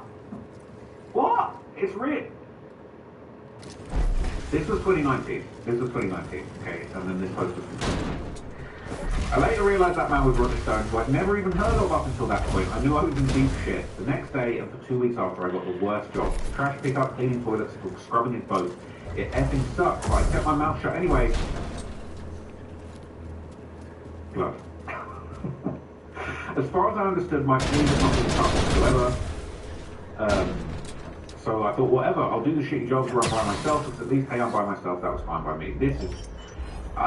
every day is something just crazier than the last. It's actually insane. I'm not a good guy, but thank you. If this was the movies, The Punisher, or whoever would rip my spine out of my back, and I deserve it. I'm not a good guy. Anyway, things started getting really tense on the island from that point on. people started making little comments to me about being nosy or minding my own business. Thanks, I was BD. starting to get worried that I'd be branded a troublemaker, which you don't want to be. Things turn very quickly in this business. That's how they kept a lid on it for so long. Any small mistake and you're out. Most people let go with NDAs and the understanding that they will be watched the rest of their lives, which ultimately is how I got out as well. After Epstein died, they cut me loose. I guess they figure since he's dead. Wake the dead. I guess they figure since he's dead, nothing I'd know would matter anyway. They're probably right. Honestly, it probably won't matter anyway. But the rest of my time on that island was pure terror. I was just waiting to be taken away or worse. Never happened. But I'm still really scared. I saw a few of their weird plays they would do around the bathhouse. Mr. Epstein had a little thoughtful stage he would set up. He would wear the bald head that I thought so wary and give a big speech about what he called freedom. He said this island is the only free place in the whole world where everyone on it can do whatever they want. Bullshit. Not your employees, not the children you bring here, total bullshit. Everyone would cheer, they'd get up and do a sort of conga line of teaching torches, really cringy old rich people shit, and go into the bathhouse. There's a trapdoor on the floor that has not been reported in any of the investigations by the Russians. What they call the chamber, and it's essentially a bondage dungeon. I don't know what happened in there, and I never want to know. I stayed as far away from that house as I could. What?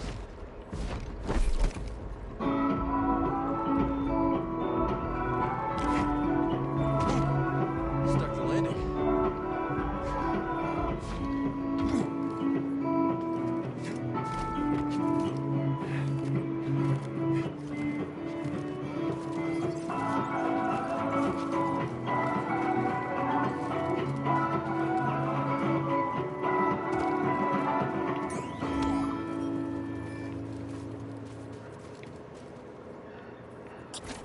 Detective Alex Cross, MPD's resident genius. Are you familiar with Lance Duran, Crestbrook Industries? Someone's trying to kill him. My position, you're gonna make enemies along the way.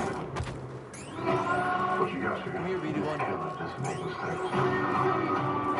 Map of the region. We just need to find the right button. Sanctuary across the bridge. Look at those markers, man. Well, let's go press some buttons.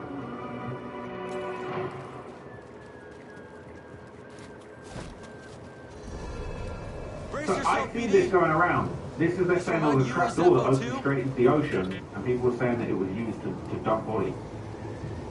It's more likely a door into a concrete water tank to use as clean water for the island. This was a trapdoor inside Epstein's house that led straight to the sea. They were on an island surrounded by water, so why would they need a secret trapdoor to the sea? What?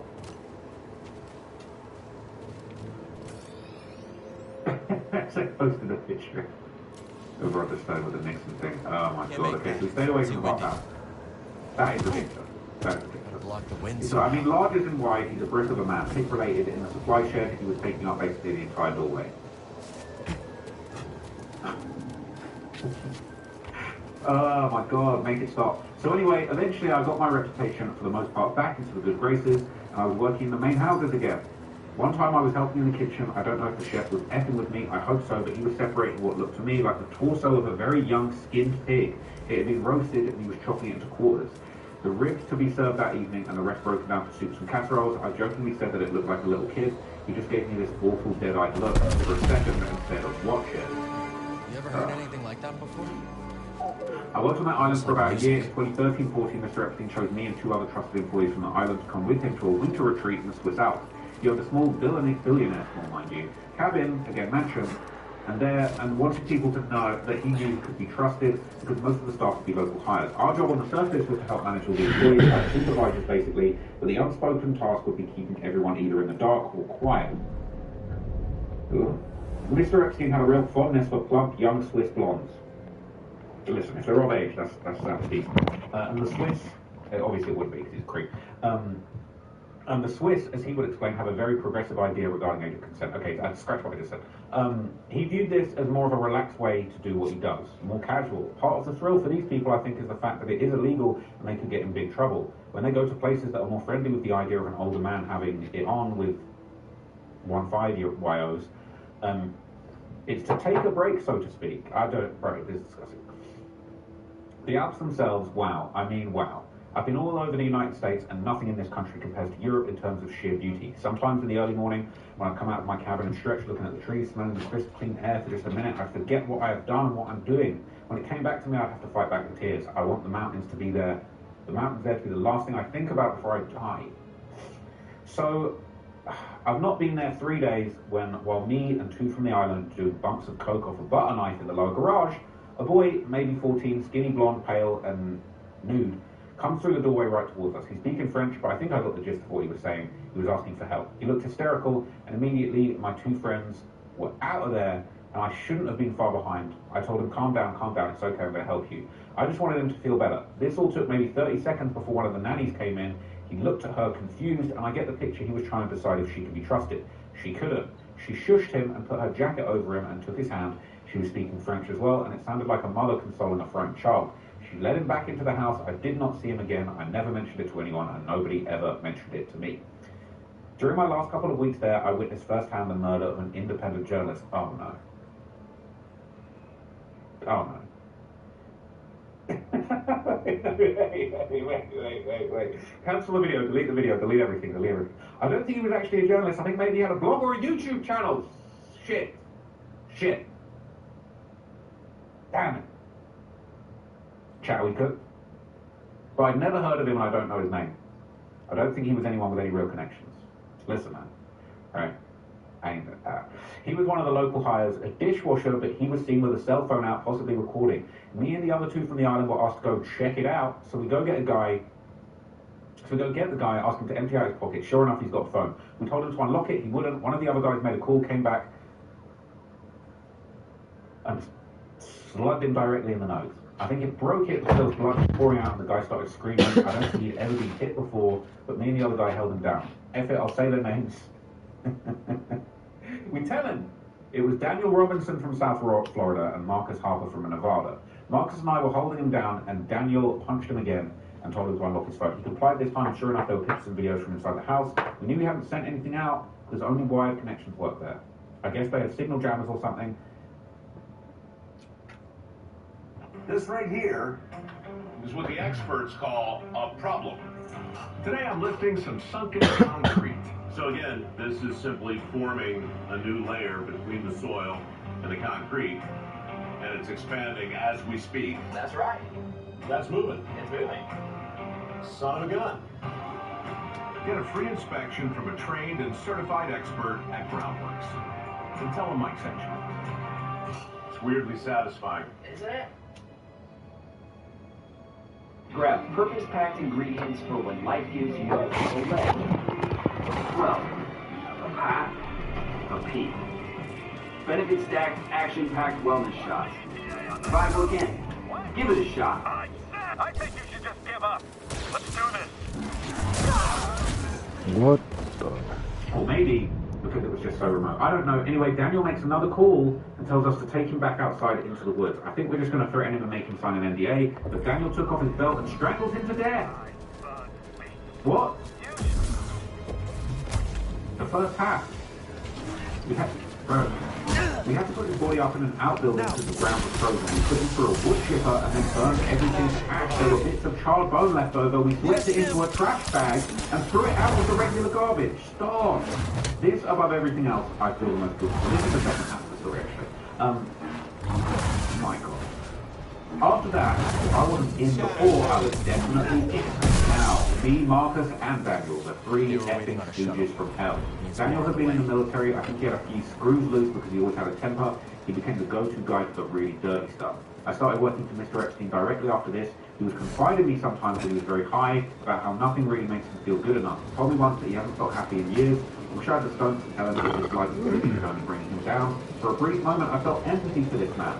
I think that too was part of his game though. I don't think he has ever had a single genuine feeling in his life outside of sexual gratitude. He never mentioned the journalist to me. It was like it never happened, but we both knew that was the reason I was now working directly for him. Listen, I think I've said all I care to right now. I'm going to go and get a bottle of something before the store's closed. If this thread is still here in a few hours, I'll answer questions and tell some more stories. Ex-Mill, Florida Psycho. Hey OP, is this your few screws loose ex-army friend? Just a yes or a no and I'll keep working. Oh my God. Oh my God. I don't think he was mentally challenged at all. He was whip smart. I just don't think he had any emotional intelligence, maybe. I think he was hollow on the inside for the most part. They called them plays and theatre, but from my eyes, yeah, I would say the speeches and stuff I saw looked a lot like rituals. The bull's head mask was scary. I mean, it was a rubber mask for sure, but whoever spoke would wear it all night. And they would come up out the chamber. The masked person would roam the island all night. And it was generally understood that you are to avoid them at all costs. When they wear the mask, they're like animals. They just wander around from one carnal satisfaction to the next. Food, sex, sometimes violence, whatever. And they just do whatever they want. If they came to you and told you to suck their D or whatever, you would have to do it. It never happened to me, thankfully. I make sure on those nights to stay out of sight. And that's the end of the most depraved thread I think I've ever witnessed in my entire life. What? And so now for the comments, okay? It says, if you search Cole in the Epstein emails, there was a short back and forth with Kathy Rumenia, where Jeffrey Epstein asked, does Cole's replacement need confirmation? Just thought it would be worth a mention. They said, here's a post about Cole. Has anyone verified that if this Cole had a previous DUI arrest and a suspended license around that time? Assuming it was not expunged, I don't know if you can find after that which people from case make it go away. I mean, if the information is publicly available, then whoever wrote this up could look up for their story as well. It needs to be something he couldn't have known at the time. Oh, God. The Cole Romney from the Jeffrey Epstein fortune thread. Don't. We need to revisit this. That's what they're saying. Look, LMAO, he totally did all of that. I know plenty of mini Cole Romneys that are just as rich and way douchey and would let a girl OD and not really care. We don't know if this is for sure. People in the comments are saying it was real. Evil One, hell is real. And how do you know? Look at the recent emails they put out. It shows the Epstein Def Jam connection as well as the Rihanna connection. No way this dude nailed 3 people in a story 6 years ago who even knew that Epstein was connected to Jeff Jam. Even if the story is fake, I still feel like it's a pretty accurate representation of what the Epstein world was like, so maybe it doesn't really matter. I guess it shouldn't have said matter. My God. He said Cole was 22. No, bro. No. The story time with the dead man section. Oh my God. Well, someone else done a video on this. Are they still alive? Are they still alive? Okay. Someone else has covered. That long ago, 4 times 4 channel on the internet. Wow. I'm gonna save that to watch later. Crazy.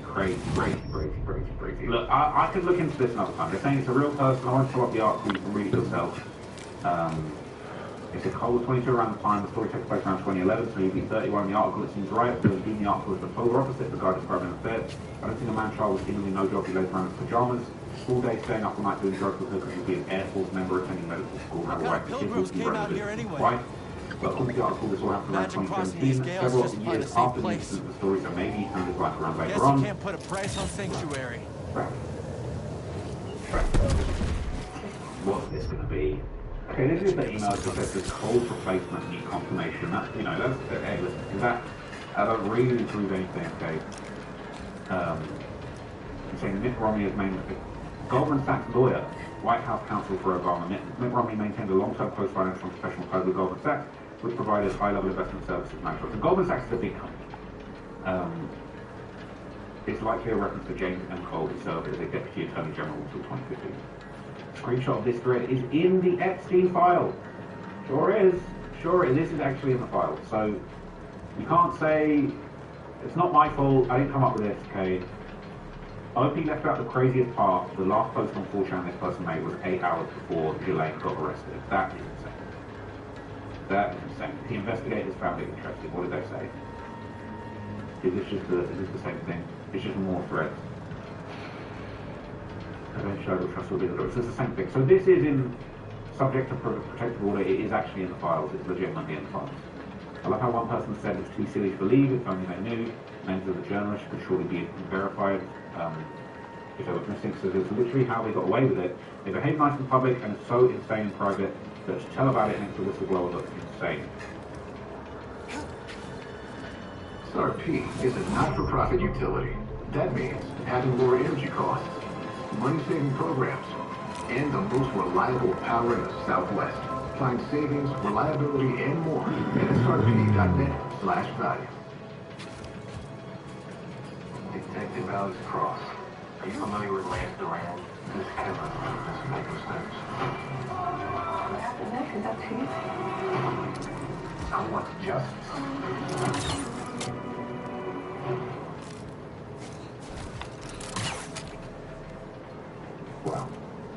But it looks like the video sharing the post was deleted now. 4chan story, X working for Epstein. No way! Oh man. Well look, the files have already closed, they've already closed out. Oh my. This video could have been in the files. That's crazy. That's actually crazy. For remembering someone's terms of text that was posted to 4chan on a YouTube video, it was then removed. My god. So there's more screenshots of the video from YouTube in the files. That's crazy. So this is a comment basically summing up all of the things that apparently have been confirmed as true, that match up with the story from the actual properties, Epstein properties, and physical features from the story. It's not necessarily matched up, but it's basically just summarizing all of the things. Epstein had several bedrooms, favorite bedroom, all this, we already know stuff, right?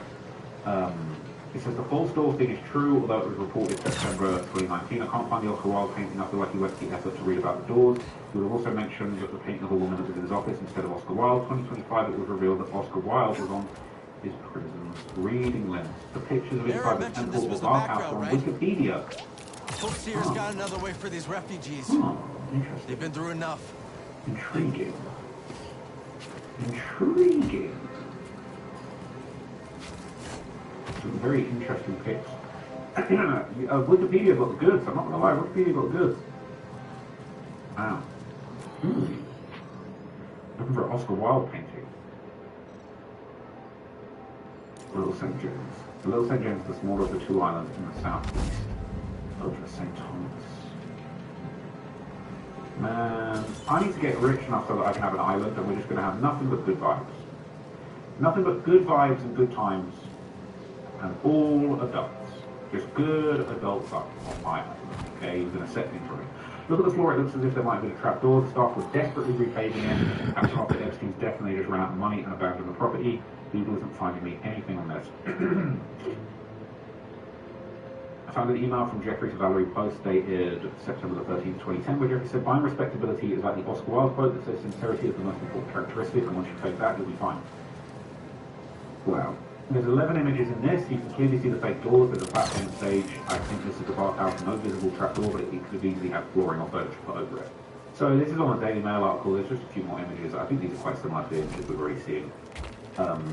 This kind of looking like a bit of a stage. That does actually make sense to me. It's actually so dark. So dark. He purchased the island in 1998. This guy was rich for so long. It doesn't make any sense. It doesn't make any sense. Mattresses that appear to be left to rot and shrink wrap that have turned a shade of yellow. Wow. It's dark. It's dark. It's dark. It's dark. Emails about masks. No. I don't want that silver mask. I'm getting out of my dolly mask. This will be so cute. This dolly coming and going from the house. Yes, I agree. I sent an email to Elizabeth in charge of sending the gift, asking her for a signature. I'll let you know it never arrived. I think what we saw was a mask. We all got the board. It's the plain white mask. Screenshot and YouTube comments asking about the door mask. Wow. Totally believable. Sends evidence to the worst frustration of these that was Epstein. That's really rich and powerful. Reminds me of that one movie, Conspiracy, wouldn't surprise me if they've seen the hunting parties on the island and that temple's probably used the dark rituals. Full movies on YouTube, the cover is a guy in a red bull mark wearing this suit. The YouTube comments make it the XP party, absolutely.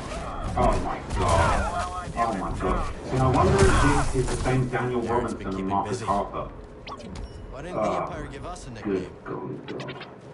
There we go.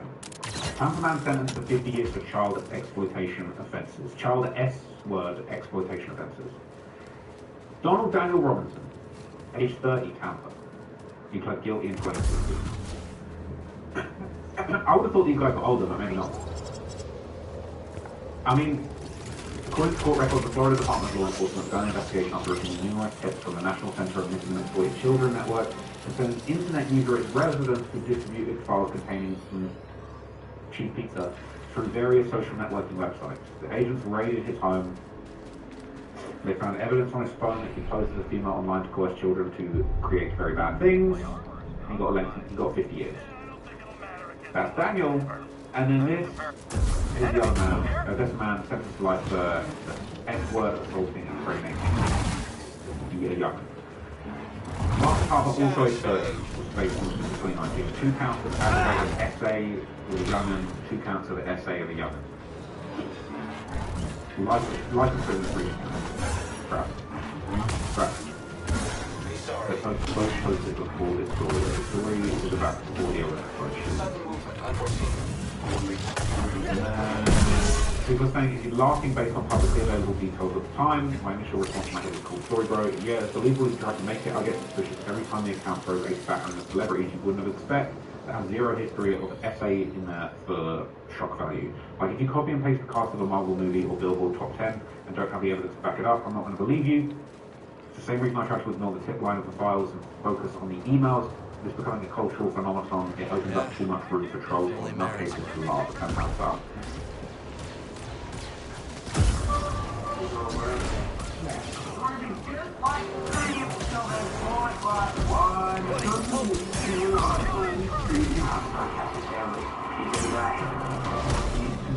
Not a threat.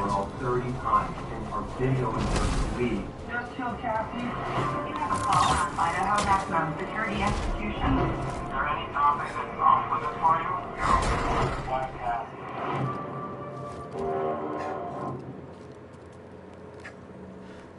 You did say the day is suggested, right? Yes. Rematch at the bowling ring? Thought you never asked. It's nature, huh? Can we do it all? We can do everything.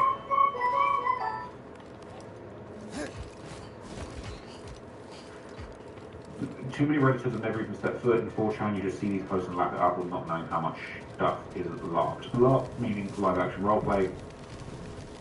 Yeah. Always wonder what that unlucky YouTuber might have been. Makes it wonder how many people could potentially link to FC as a network. If any of this is true, I don't even want to imagine. Did he mention how the YouTuber got there? I must have missed it. It didn't make sense to me. He was hired as a dishwasher. He got caught recording too many times. He was out working on undercover when he wouldn't surrender the content. Both students have such generic names, it's hard to confirm their identity. He's getting timed out in the DOJ, but there are emails about bringing along a woodchipper. Crossover what? Here's the full narration on YouTube. I did that. So here's an interesting comment that kind of makes it ridiculous. There's the one detail mentioned that makes me skeptical of the authenticity, where the author stated it was when Epstein was high, he opened up to him and had a deep philosophical conversation. I've heard Epstein didn't drink or do drugs. Multiple sources says that man was against partaking in any mind-altering substances. He'd stop his parties with every drug under the sun, but he would remain sober. People like him do not like being out of control, and I also think he knew he had to always be alert, clear-headed, so he didn't get caught up. They say maybe he got high when he was alone and not partying with others. One of the names he's mentioning, Daniel Richardson, the murderer, shows up on a wire statement in the files. But it's mentioned as something else. Somebody completely different. Gosh, that's nuts. It's just crazy. So you see this from 6 years back. He was saying it's a laugh back then. Real or laugh? Supposed former driver and assistant to Epstein come forward and say, all this is a laugh is pretty damn good. 9 out of 10 is usually a laugh. I like this, not necessarily because it's true, but it gets to what I believe is the spirit of the truth. I'm imagining Epstein at the seat of decadence and excess, staging bohemian grove-style rituals, consecrating his own power, living without consequence, and yet totally empty inside. It encapsulates everything rotten and evil inherent in the wealth acquisition for its own sake, and shows us what the next generation must do differently if they want a more peaceful and loving society. On X, makes me immediately think it's just a good storyteller. Oh god, here we go. There was a screenshot of Rihanna's name with alleged missed calls as Epstein tracked more did a video on it. Oh my god, we've gone full circle. We've gone full circle. We've broken through the meta. It's crazy. Image 5, Cole murder location. Street view cuts out before that point, even though the satellite. That's crazy. I find the story plausible, but highly, highly unlikely. It should be fairly easy to corroborate the facts that we're not in the public record now. But yeah, very creative and detailed. Unlikely. I searched the word bull and got tons of results. Shit. How can he remember those exact coordinates? He probably zoomed in on the place on maps. He remembered and broke down the coordinates, so it's easy to do these days. It's crazy. I only don't buy it on the fact that if you really did this work, you would surely be able to prove it somehow, either with some pictures or something, message, screenshots, addresses, more specific names, some private info. It certainly would come out later, but it doesn't provide any source of proof or even try. The thing I'm tired of this nonsense. The thing that I think is interesting about this is say anything about the I'm pretty sure that when the reflection, guy posted on 4chan claiming that he worked in the prison and that he was there when they, you know, faked Epstein's death and snuck him out of prison, I'm pretty sure they tracked that guy down and they subpoenaed, whether they did, they subpoenaed 4chan or they subpoenaed someone else. They've got his bank account records, they've got his location, they've got his real name. Why haven't they done that with this? Why haven't they done that with this? This is like fan fiction, yes, with 4chan posters included in the files, but it doesn't necessarily mean it's the part where it's like I would Epstein with the final score. Never has anybody else suggested that Epstein had a proclivity for drugs. I feel like maybe that's it, right? The rest is ridiculous with William Grant's possibility. I often conceptualize a lot of this stuff because the goalposts are constantly shifting, more and more information gets revealed. Literature comes to focus, firstly with the PDF R word, there's the ability to trafficking these girls. Other men and women, there's called for surrogacy, potentially a black market for babies. It's just getting out of control. It gets really outlandish, alright? If the former was true, it's plausible that he or his co-conspirators would plant outlandish. Is this the FBI trying to be sharp? I think this is the FBI trying to be quiet. Anyway, alright, we get this. I don't doubt that the chef was cooking up something sinister. I found this when searching this video. You're able to see this. Yeah, this has been going around a bit. This is, lol, I don't know if cream cheese and baby is still on the same level. It's okay, but it's still not much there. Schedule time before 5:30 fuel explosion. 9:45 p.m. will bring more into the start of the video. Millions of babies, very good. Very little cream cheese baby. Who sent us by it, he's one even shoving cars at all other than his article, practically a fireboy, that's putting his dog on top of his car and from Utah, not Colorado, big difference. One's a hyper-conservative LDS state, the other's a very liberal, non-religious state. Cole Romney is Mitt's second cousin, twice removed, they don't even appear to hang out. Cole's never been arrested for drink driving, he's a fourth-year medical student with 2 kids in 2020, looks like straight out of the books of Mormon, plus he was a former Air Force officer, nothing about this seems true. I believe this was confirmed to be fake, it's an awful lot. It's been going around for years. The 2 guys who name dropped when telling the story about finding the Swiss guy with the phone, he name dropped these guys before Daniel Robinson went missing, well before I don't know how much information about it was available. Around the time this was created back in 2019. I believe this was debunked as fake. Someone did a podcast about it. The person who wrote this confessed. I need one.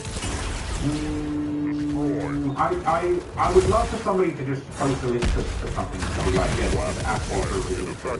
But I'm not sure I'm believing it. The same Roger Stone isn't that big. Alright. Anyone from Switzerland can tell us if disappearing of a dishwasher was ever reported to authorities.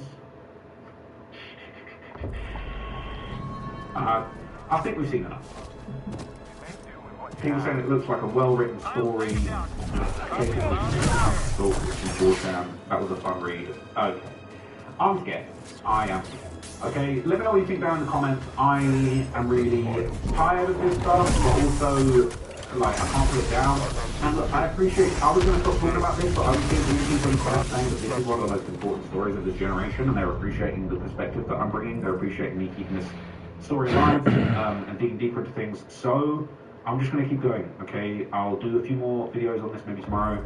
Maybe today. I've got 2 other videos I want to do on completely different topics, okay? Stay tuned for those. Thank you for watching and trusting me as your news source. It really means a lot to me. If you like my work and you want to see me talk about all random stuff, go subscribe to my main channel, Trap Law Ross. I just did a video about Mr. B, super random.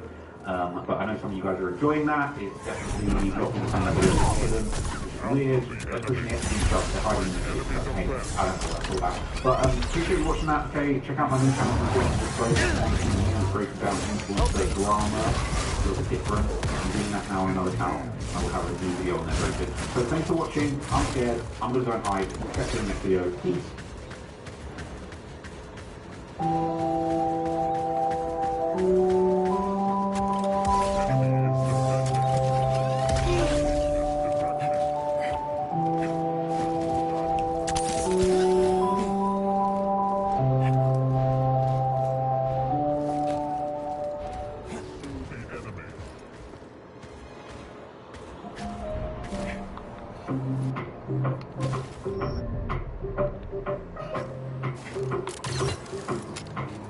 It's easy to get knocked off course around here.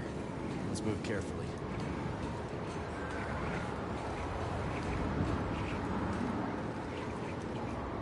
war in Minnesota, it looks far from over, but the people that live there, they just landed a heavy blow to Trump's stormtroopers. Like, starting with the fact that yesterday they waved goodbye to a whole lot of federal troopers. I have announced effective immediately. You'll draw down 700 people. And of course, as Trump's supporters are not Roman, and as for the reason he's pulling those guys out, I'll let his boss explain. Did that come from you? Yes, it did. But it didn't come from me because I just wanted to do it. We are waiting for them to release prisoners, give us the murderers that they're holding, and all of the bad people, drug dealers, all of the bad people. We've gotten a lot of them out. So crime now in Minnesota, crime now in Minneapolis is down.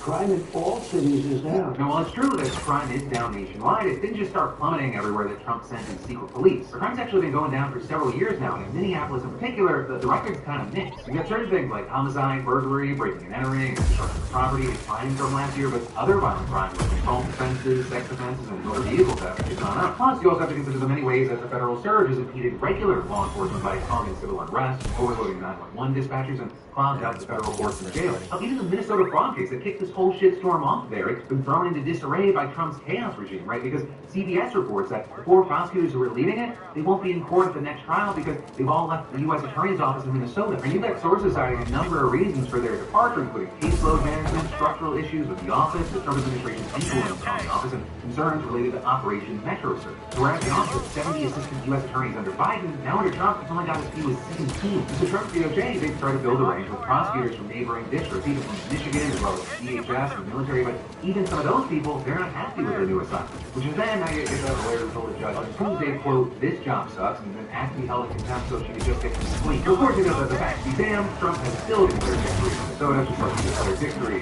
See, it's just like the National Guard is still in the Capitol, some 2,300 federal agents will remain in the Capitol area and to leave, compared to the measly 80 who were there before December. Also, I'll say notably with all this, when you had NBC's Tom Yamas asking Trump what he learned from Minneapolis, his answer was ambiguous. Maybe we can use a little bit of a softer touch, but you still have to be tough. These are criminals. We're dealing with really hard criminals. You also had Trump seeming to suggest that going forward, if mayors or governors don't want his goons in their state, he won't actually send them there. I say they have to ask, and they have to say please. I don't want to go and force ourselves into a city, even if their numbers are terrible. Which cities are you headed to now?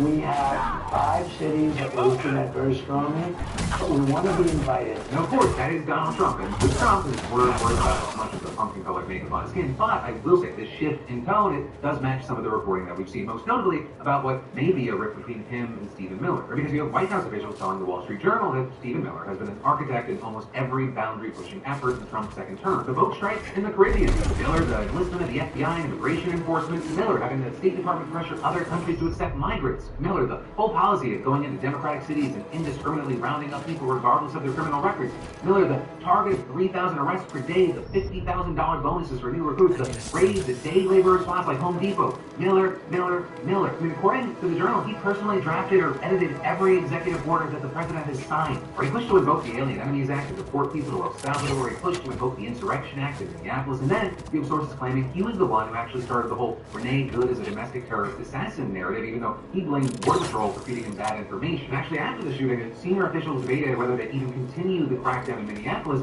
Miller was right there, reportedly arguing that Trump should deploy even more agents, not less. Now, with all that, I'll say, one, in no way does this absolve Donald Trump from anything. He's the president. He's the person who ultimately gets to decide things. And also with that, two, I'm not even saying that Trump's deeply emotionally bothered by the response to Good or Freddie's murder. In fact, this is what he had to say to Yamas about it. Well, look, I'm not happy with the 2 incidents. He was not an angel, and she was not an angel. You know, you look at some tapes from back, but still, I'm not happy with what happened there, but I'm going to always be with our great people, law enforcement. You mentioned Renee Good and Alex Freddie not being angels. Do you think any of that justified what happened to them, though? No, I don't. It should have not happened. You know who feels worse about it than anybody? The people of ICE. You know, with all this, if we believe the Journal sources, Trump is aware of how bad the shootings looked, and he is aware of the polling. So they say that he's told advisors that he wasn't comfortable with how far Miller has gone on some fronts, and that business officials are calling and complaining to him about longtime workers being thrown out of the country. Also, of course, the big thing that people have been talking about are a few high-profile manosphere bros kind of wincing at the optics of these immigration policies, or with that including most recently Andrew Schultz, who we talked about, though the one that Yamas asked Trump about was Joe Rogan. You don't want militarized people in the streets just roaming around, snatching people up, many of which turn out to actually be U.S. citizens. They just don't have their papers on them? Are we really going to be the Gestapo? Where's your papers? What's your response to him? Look, first of all, he's a great guy. He had a tremendous success before the election. I think it was his biggest interview ever, and over 300 million people. It was very good. I spoke to him 3 days ago. We had a great conversation. Just had a good conversation. I think he's a great guy. I think he likes me too. So, not really an actual answer to the question of them. Well, actually, if anything I'll say with that answer, it kind of shows that maybe he's scared of these audiences turning on him. So we put it down and Joe, they're still buddy-buddy, and my belief is that, these guys, these podcasts, still kiss the ring if the polling goes the other way. The polling right now, it does not look good for Trump, right? A new Marist survey just came out, and it is brutal. Like 56% of people disapproving of his performance overall, including 51% who strongly disapprove, while just 39% approve. And on immigration specifically, right, which in the election,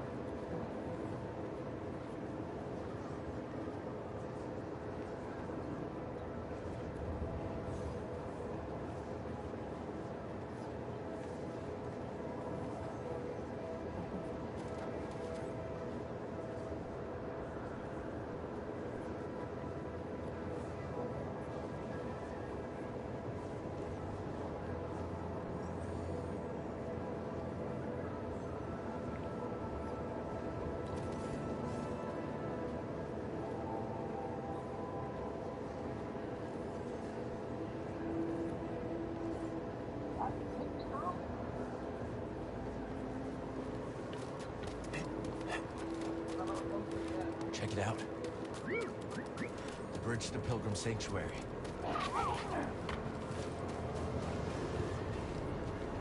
Caesar Milan, turn your dog into a super ager. Sardine. Interesting. Right. Bone broth. Raw egg. That Michael Maiden received. He received a 2-year prison sentence. He could have gotten a lot more time than that. I want to know what you think of that sentence. I mean, one of the questions I had when I read 2 years was, if this is not like attempted murder, or there's no charge here because you're doing something that could put someone else's life in danger. My first thought, I had a lot of words in my head that I won't say on air, but it comes down, it feels like an injustice to these teenagers. It feels like a slap on the wrist. And I'm also wondering, was he mandated to any type of predator, perpetrator, like therapy? He might not have, again, done anything to them sexually, but to me what it sounds like is he did assault them. He just did it in a really disgusting and sick way by putting these drugs in their bodies. I think to myself, I don't know how the families and the teenagers are coming to terms with the fact that if he was sentenced to 2 years, isn't he going to be out in a year from now? It seems really awful to me, and just getting 2 years for drugging young girls, I'm flabbergasted by that. It just seems like it doesn't seem like enough time to me. Yeah, one of the things I was thinking about when I was reading about the story, I'm thinking about the impact, right? I'm thinking about the medical trauma in and of itself. And so what happens when one of these teenagers need to go to surgery? What happens when you need to go to a doctor and the doctor says, I'm going to prescribe this medicine? What I see in my practice a lot is that when people are drugged, they then will not feel like they should use any type of medical equipment where there could be any type of medical or pharmaceutical intervention. I was working with one woman who's 32 and she was drugged when she was 16. She was trying to have a procedure because she was trying to have a baby. They couldn't put her under anesthesia because she started to have panic attacks and she wasn't able to breathe. And what we learned in therapy after that happened was the idea of being put under was so triggering for her because she had been drugged as a teenager. That's the stuff I'm thinking about when I think about these teenagers. Different life events, and as time goes on, how are they going to be able to do the things that they need to do to take care of themselves after something like this happens? It's confounding. And then also there's another victim here, the daughter of Michael Maiden. I know she's not the primary concern here, but these were her friends. And you know what, if I were sitting in therapy with her, I wouldn't literally, but I would want to wrap my arms around her and say, have you How do you come to terms with the fact that your own parent did that to your friend? That betrayal, that it's disgusting, the distrust. It sounds awful, and you know this from covering stories. Sometimes when family members or somebody in the family is accused of whatever crime, somehow everybody in the family becomes a criminal. So I wonder for her, what are her peers saying? She's not the one that did anything. It's not her fault that her dad decided to do something so horrific. So that's a whole other trauma in itself. No doubt, it's horrific, and he's going to be out of prison in June of 2026. That's not that far off, so we'll see what happens after he's released. Sherry Gotlin, licensed therapist and author, thank you so much for joining me. I appreciate it. Oh, thank you for having me.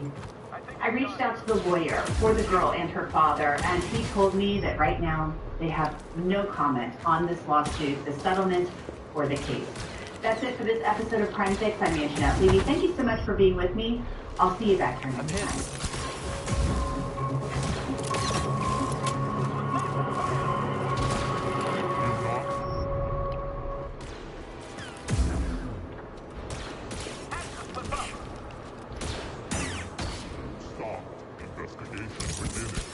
I'm here in Marissa Tomei's kitchen. You look amazing, by the way. Thank you. 59, phone strong. Wait, what do you do? What's your secret? I have many secrets. Do you take collagen? I used to, but I guess it comes from like aging cow parts. I take collagen from ocean sources. That's the best kind because it's the most similar to human collagen. But it still won't give you the true benefits unless you combine it with a couple of other things and then you take them all together. Really? Like a special concoction? It isn't a special concoction. It's my special skincare concoction. And with all the new developments in the David investigation, possibly connected to the death of a 14-year-old girl found in his car, Celeste Rivas Hernandez, it is time to analyze all the major potential pieces of evidence, from the alleged friend who just got arrested, to a possible burn cage, to the car. We're diving into it all right now. Welcome to Sidebar, presented by Law and Crime. I'm Jesse Weber. All right, before we go into this disturbing story, you want to talk about what's disturbing? Did you know that a total stranger can just find and use anything about your private life? Yeah, your name, your phone number, your address, it's all out there online, which is why I want everybody out there who follows Sidebar, keep your data safe online. Our sponsor, Incogni, will track down all of those old posts and search sites that are exposing your information and then demand its removal. Look, I was shocked. Turns out databases had all my information, and within days, Incogni was taking it all down. Instead of it's simple, you just create an account, Incogni is going to do the rest. Plus, the new unlimited plan's custom removals feature lets you submit specific links that their privacy experts will then personally investigate and remove. So if you care about staying safe, take your privacy back with Incogni right now. Go to incogni.com/sidebar. Use code SIDEBAR for 60% off an annual plan.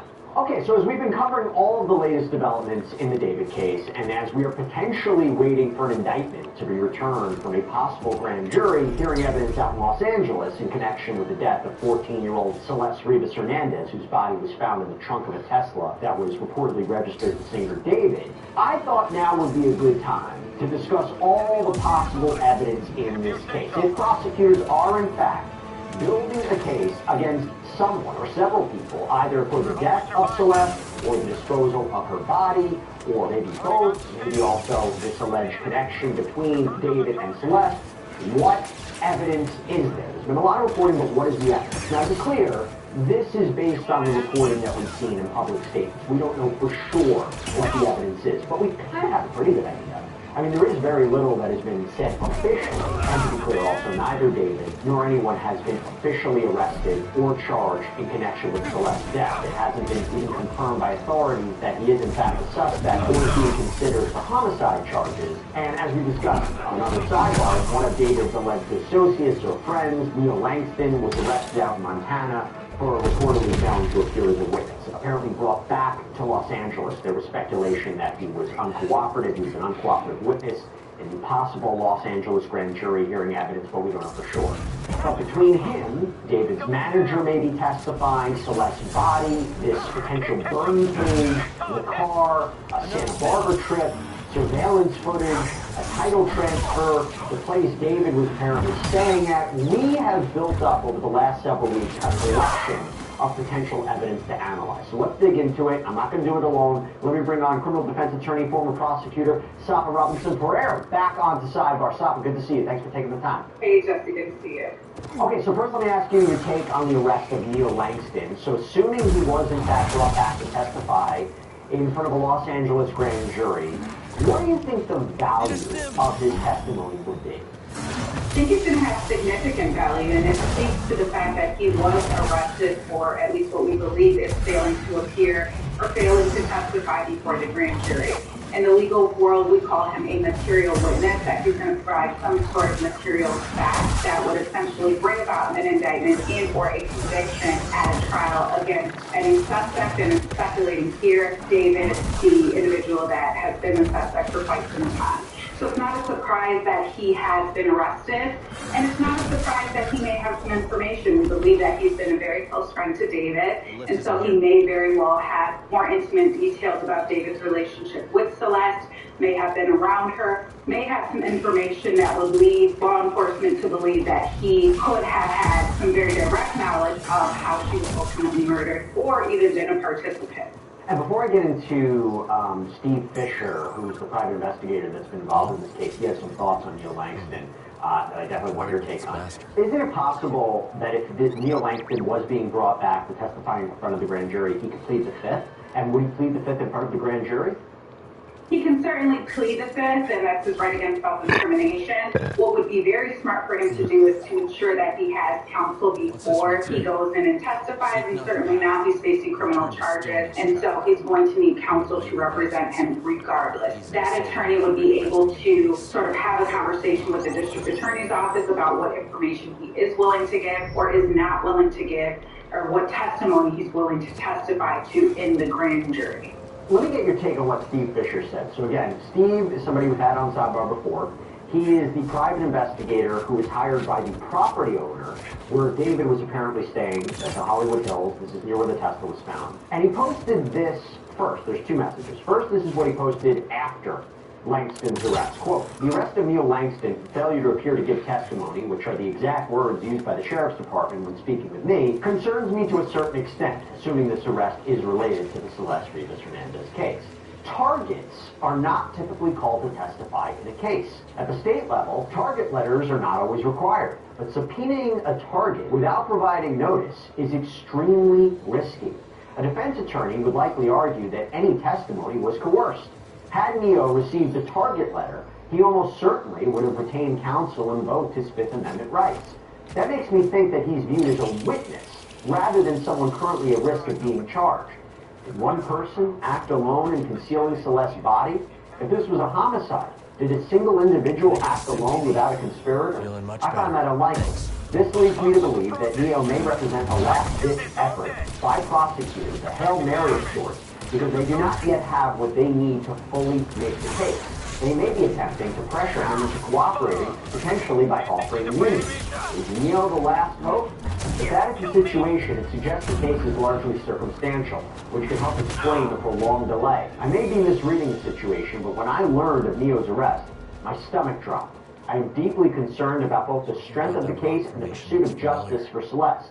While charging one person is better than charging no one, everyone who bore any culpability in this minor's death or in the concealment of her body should face the most severe punishment available under the law. However, it doesn't feel like that would be the case. Not to me anyway. Hashtag David, hashtag Celeste Rivas-Hernandez. And then he follows it up with another X post. Quote, what I am most curious about in the Celeste Rivas-Hernandez case is what David's reaction or explanation was when it was disclosed on September 8th. The body had been found in a car registered to him. The only people who would know that are those who were on tour with him at the time. I know Neo started the tour with him, but I do not believe he was there for the entire duration. Rob, probably Robert Morgenroth, his manager, we'll talk more about, Rob likely was involved, but he may not have been on the road continuously or present at every show. Isia, however, I believe, was with David the entire time on the road, and at each show, it was with him the day the news broke. And by the way, I think Isia could be possibly Isia Collins, who's maybe a streamer of some kind, maybe a performer. There has been talk about whether or not there was a connection to David, but let's keep going.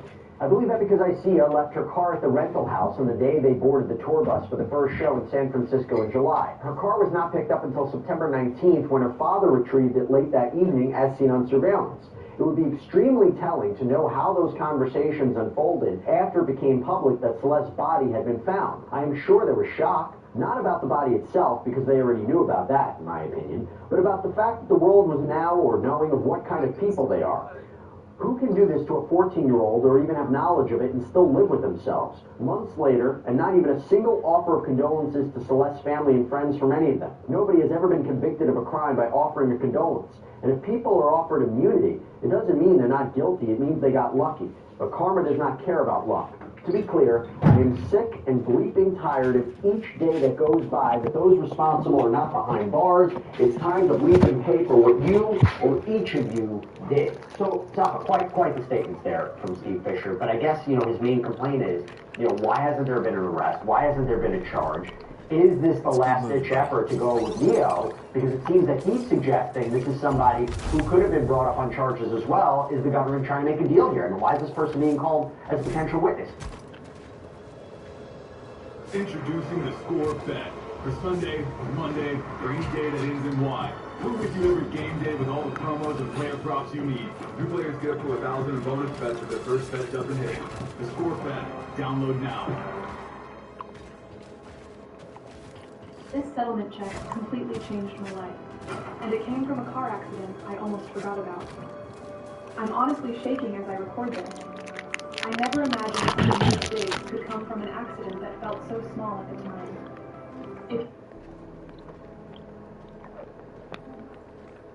If all the reporting is true. So there's a few things to unpack here, and I think the first thing that we have to look at is, with respect to grand jury proceedings, those are secret and confidential. So I don't think that we have enough information to speculate as to the specific evidence that is going to be entered into grand jury through those witnesses. Now, I think the question is whether or not there could be one or more individuals that are charged with Celeste's murder. And so a part of what has to be proven is the identity of the person who has committed that crime or identities of individuals. So with respect to Neil or Mr. Langston, there's a question here, and of course we're just speculating as to whether or not he had any level of involvement in the actual murder. There's a question of how long he had been with David on tour. There was his absence from the tour at a certain point in time. And so we would want to know ultimately if that coincides with the time of her murder, which would also be information that will likely be presented to the grand jury to bring about an indictment. We're not going to see an arrest unless there is an indictment by the grand jury. And so what I think Mr. Langston's role is here is likely that they want him to cooperate and testify against David. My speculation would be that David is their suspect, considering that he's the one that had an intimate relationship with Celeste. Ultimately, something occurred that resulted in her death. He may have had other individuals that participated in the concealment of her body, but we don't know that as of yet, and all of these things are alleged. We're just speculating. I guess his concern is right, like he's thinking it's either, it can't just be David, it has to be multiple people. Because, by the way, Mark Garagos, the claimed attorney, once made the point that people he spoke to in this case believe there is a second person that authorities are looking at. Social media activity, cell phone data, the Tesla digital data, they're going to track this person. I don't know if it's Neo, I don't know if it's somebody else, but you're saying, and it is possible that there could be somebody else we don't know, unidentified, that may be involved in it. It's not just put all the focus, like it's just Neo and David, there could be more. That is absolutely a possibility. And if we're going with that there was more than one individual that is ultimately a suspect in this case, let's use Mr. Langston as an example, that he is the other individual that could be responsible. That is where the immunity may come into play if he's going to testify in grand jury. Not only that, but we also do have to deal with the fact that if he's not going to receive immunity, but he's been subpoenaed as a material witness, what information can he provide that would ultimately satisfy the prosecution, but also prevent him from incriminating himself in anything further?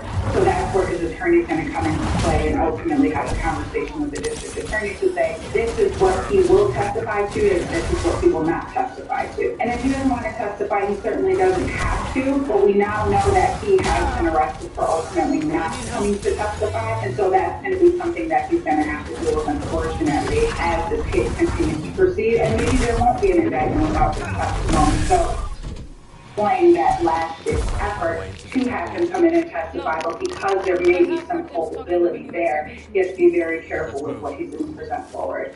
By the way, Steve Fisher may be testifying in front of the grand jury too. This is based on his ex-post, reading between the lines of what he said to us on sidebar. If that is true, why would he have testified? What evidence do you think he can share that would be of value to prosecutors?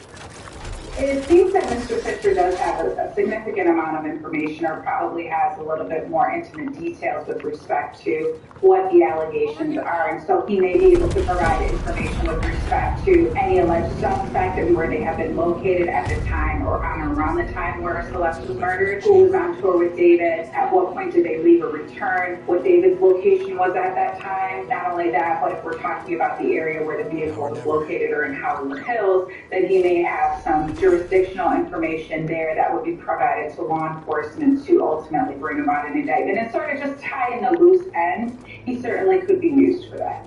And as I mentioned, he's looking at that house that David was apparently staying at in the Hollywood Hills. And if you think back to that, again, this is again back when Celeste's body was found on September 8th, authorities afterwards executed a search warrant at that property, reportedly took evidence, like maybe even a computer. It was also reported that David had broken the lease, that he moved his stuff out.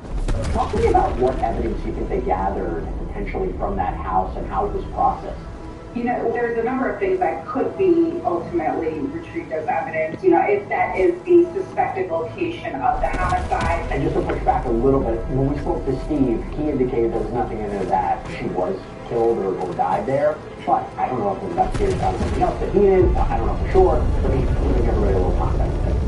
Sure. So ultimately, what could have been located, particularly if David was staying there, would be, you know, maybe some sort of DNA evidence. His clothing could have been clothing or anything that he may have had on at the alleged time of the incident. Again, if we're going under the assumption that he is the suspect. So certain DNA evidence that could be obtained from the clothing. If a computer was taken, and there's certain digital forensic evidence that could be on those drives that law enforcement could ultimately pull. So if there's a certain manner of death that's determined, and we see that there is information on that hard drive that is consistent with the manner of death, or for an example, how to conceal a body and things like that, then that's certainly a circumstantial evidence that would elevate and likely point to that individual, David, or somebody else at that location who had access to that laptop or computer committing that alleged crime. Also, video footage, assuming that there may have been ring camera footage, we can narrow down the time that the vehicle had left, the last time the vehicle was at that location, if it ever returned, was Celeste ever at that location.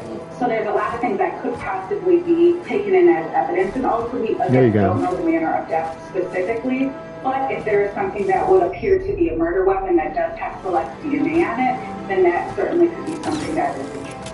And there's something interesting you mentioned about the computer, right? So maybe a computer would have purchase history, things that you were looking at. I'll talk about that in a second. But there's been a lot of talk about what David's relationship was with Celeste. It hasn't been confirmed by authorities, but there's been speculation that there was a romantic relationship and she's a minor. Do you think they're looking at that computer for any evidence to support that? And if that's the case, then you're talking about potential charges that don't even have to deal with murder or the concealment of the body. Absolutely.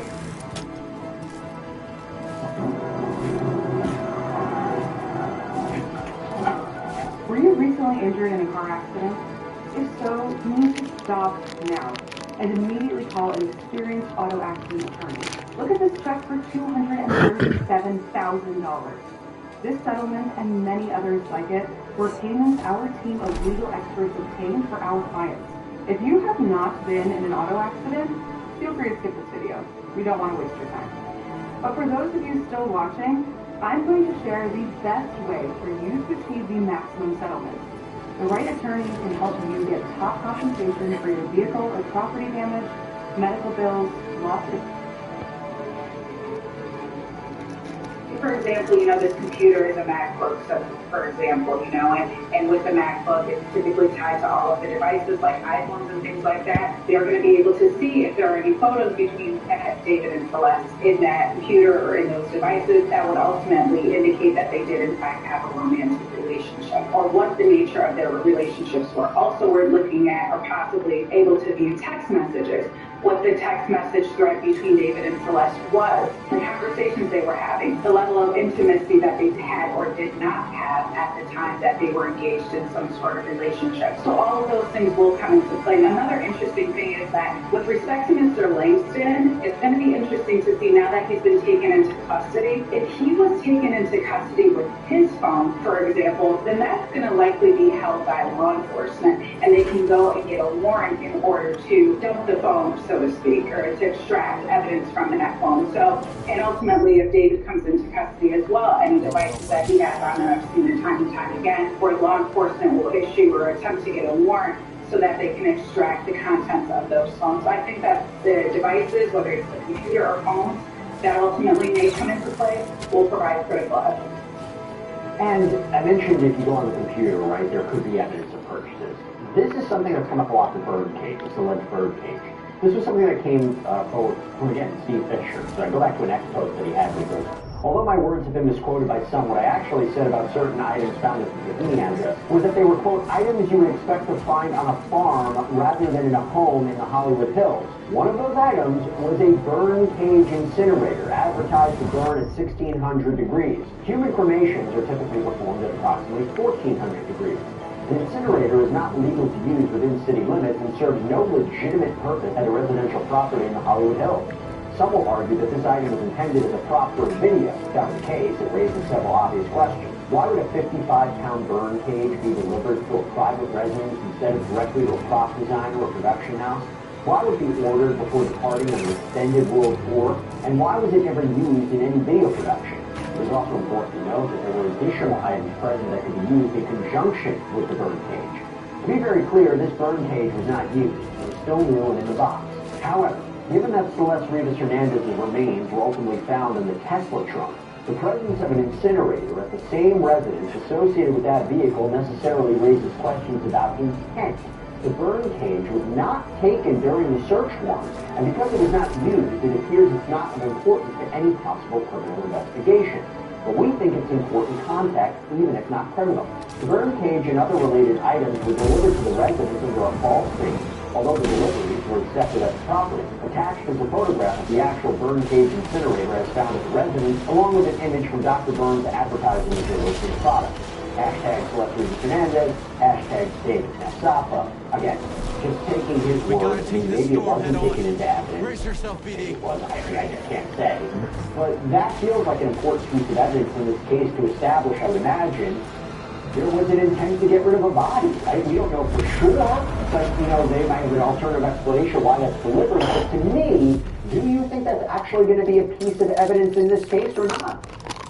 It certainly could be, you know, it gives me pause because it ultimately was not taken in as evidence when there was that search warrant that was executed. And I think the prosecution's going to have to be very careful with how they play this. And again, a lot of it goes to information that we don't know at this time, which is the condition of the body, what it appeared to look like at the time that it was recovered, and what injuries Celeste had sustained, and ultimately a manner of death. You know, I don't know that or think that there's any indication that she was burned, and it appears that there was no use of this burn cage specifically. And so what's going to happen is ultimately it could come up, but if the prosecution doesn't feel or believe that it is consistent with her manner of death, that might be something that they want to stay away from, because they have to present things that are going to really show that this prosecution is credible, that it's truthful and correct, and that they have the right identity of the individual or individuals involved, and that the manner of death is truly specific to how Celeste was ultimately murdered. And if there's no indication that she was burned in that burn cage,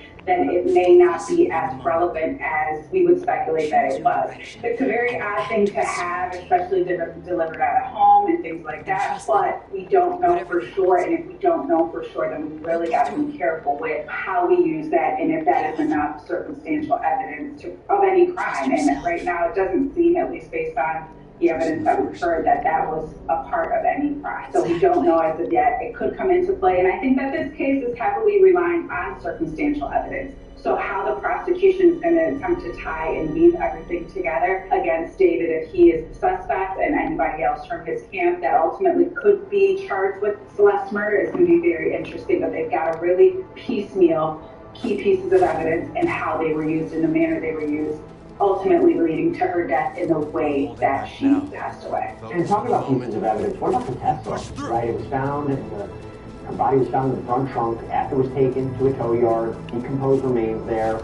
Reportedly, it was abandoned in the Hollywood Hills. It was reported it was parked there for maybe over a month. I don't know my next What step. information can the Tesla provide? Because the Tesla's a very unique car too. Absolutely. So there's a few things that we can look at with the Tesla. First and foremost, because that is the location where her body was recovered, we're looking at DNA evidence. Her DNA evidence, any other DNA or fingerprint evidence that may have been in that vehicle to show who would have been in that vehicle, who was driving that vehicle, if there's any fingerprints, hair fossils, things of that nature. Also, if there's evidence of a crime taking place in that vehicle. So we don't, at this point in time, don't know specifically how she was murdered, but she could have possibly been murdered in that vehicle. And if there's any indication or evidence that points to that act occurring in that vehicle, that would certainly be evidence.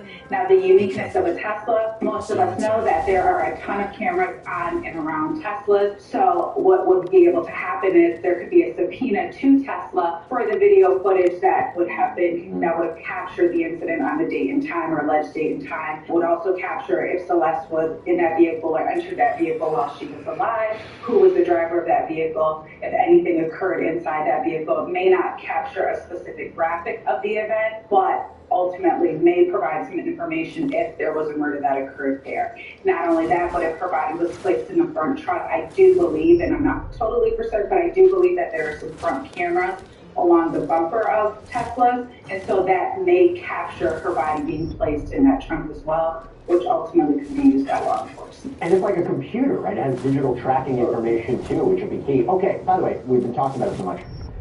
So let's the body. Okay, in any case, the body is itself has a ton of answers, has a ton of clues. But the problem here is there was a hold that was placed on anything coming out of the ME's office. The LAPD got a court order, so we don't know the cause, the manner of death, reports like toxicology. Those reports are sealed. Law enforcement basically said it's to preserve the integrity of the investigation. Even so, how much can Celeste Rivas Hernandez's body reveal about what happened to her, when it happened to her, and who might have done it?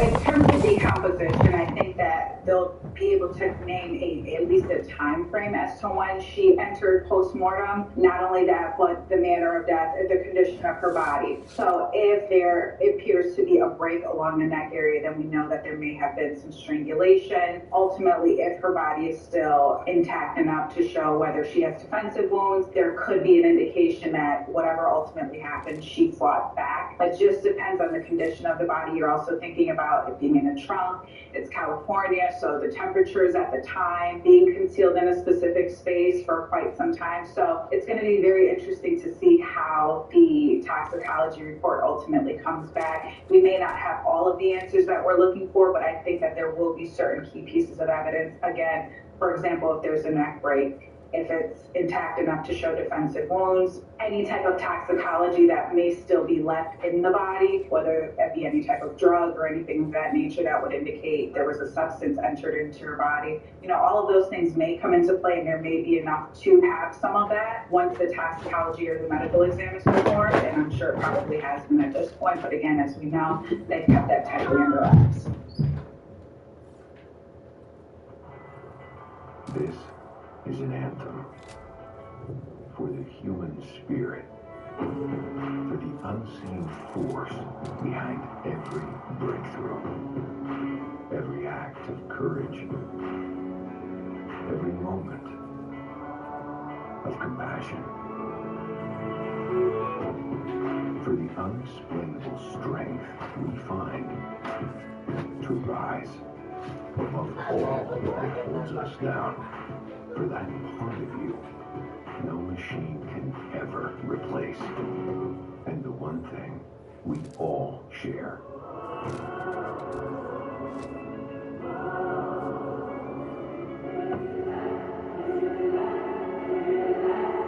It's the fire that burns deep within every one of us to do the extraordinary.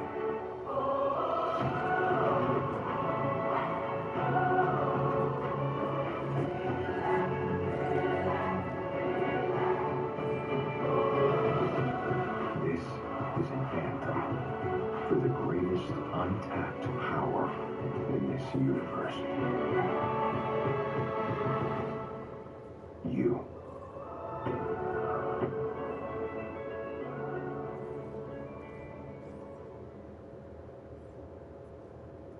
Teaser Milan, how to add years to your dog's life.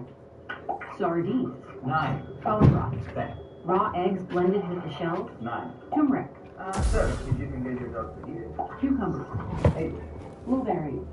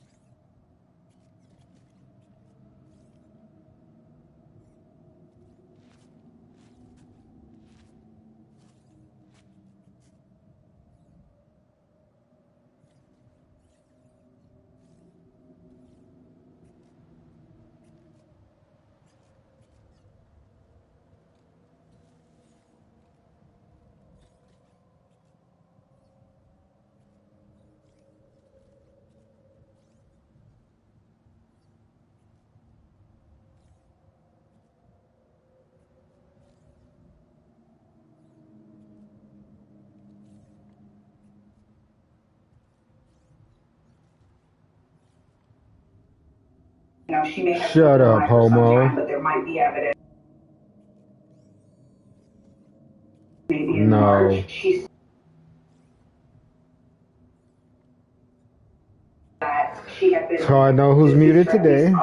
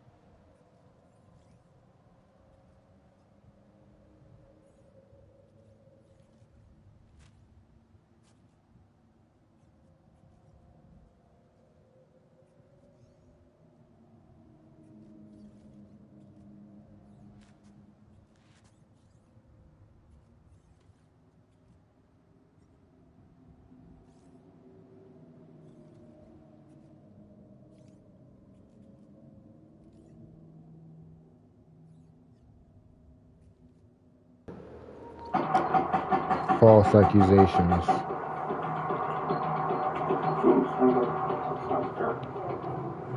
It begins as a quiet afternoon in Baldwin County. Officers arrive to check on a woman who supposedly lives inside a modest home.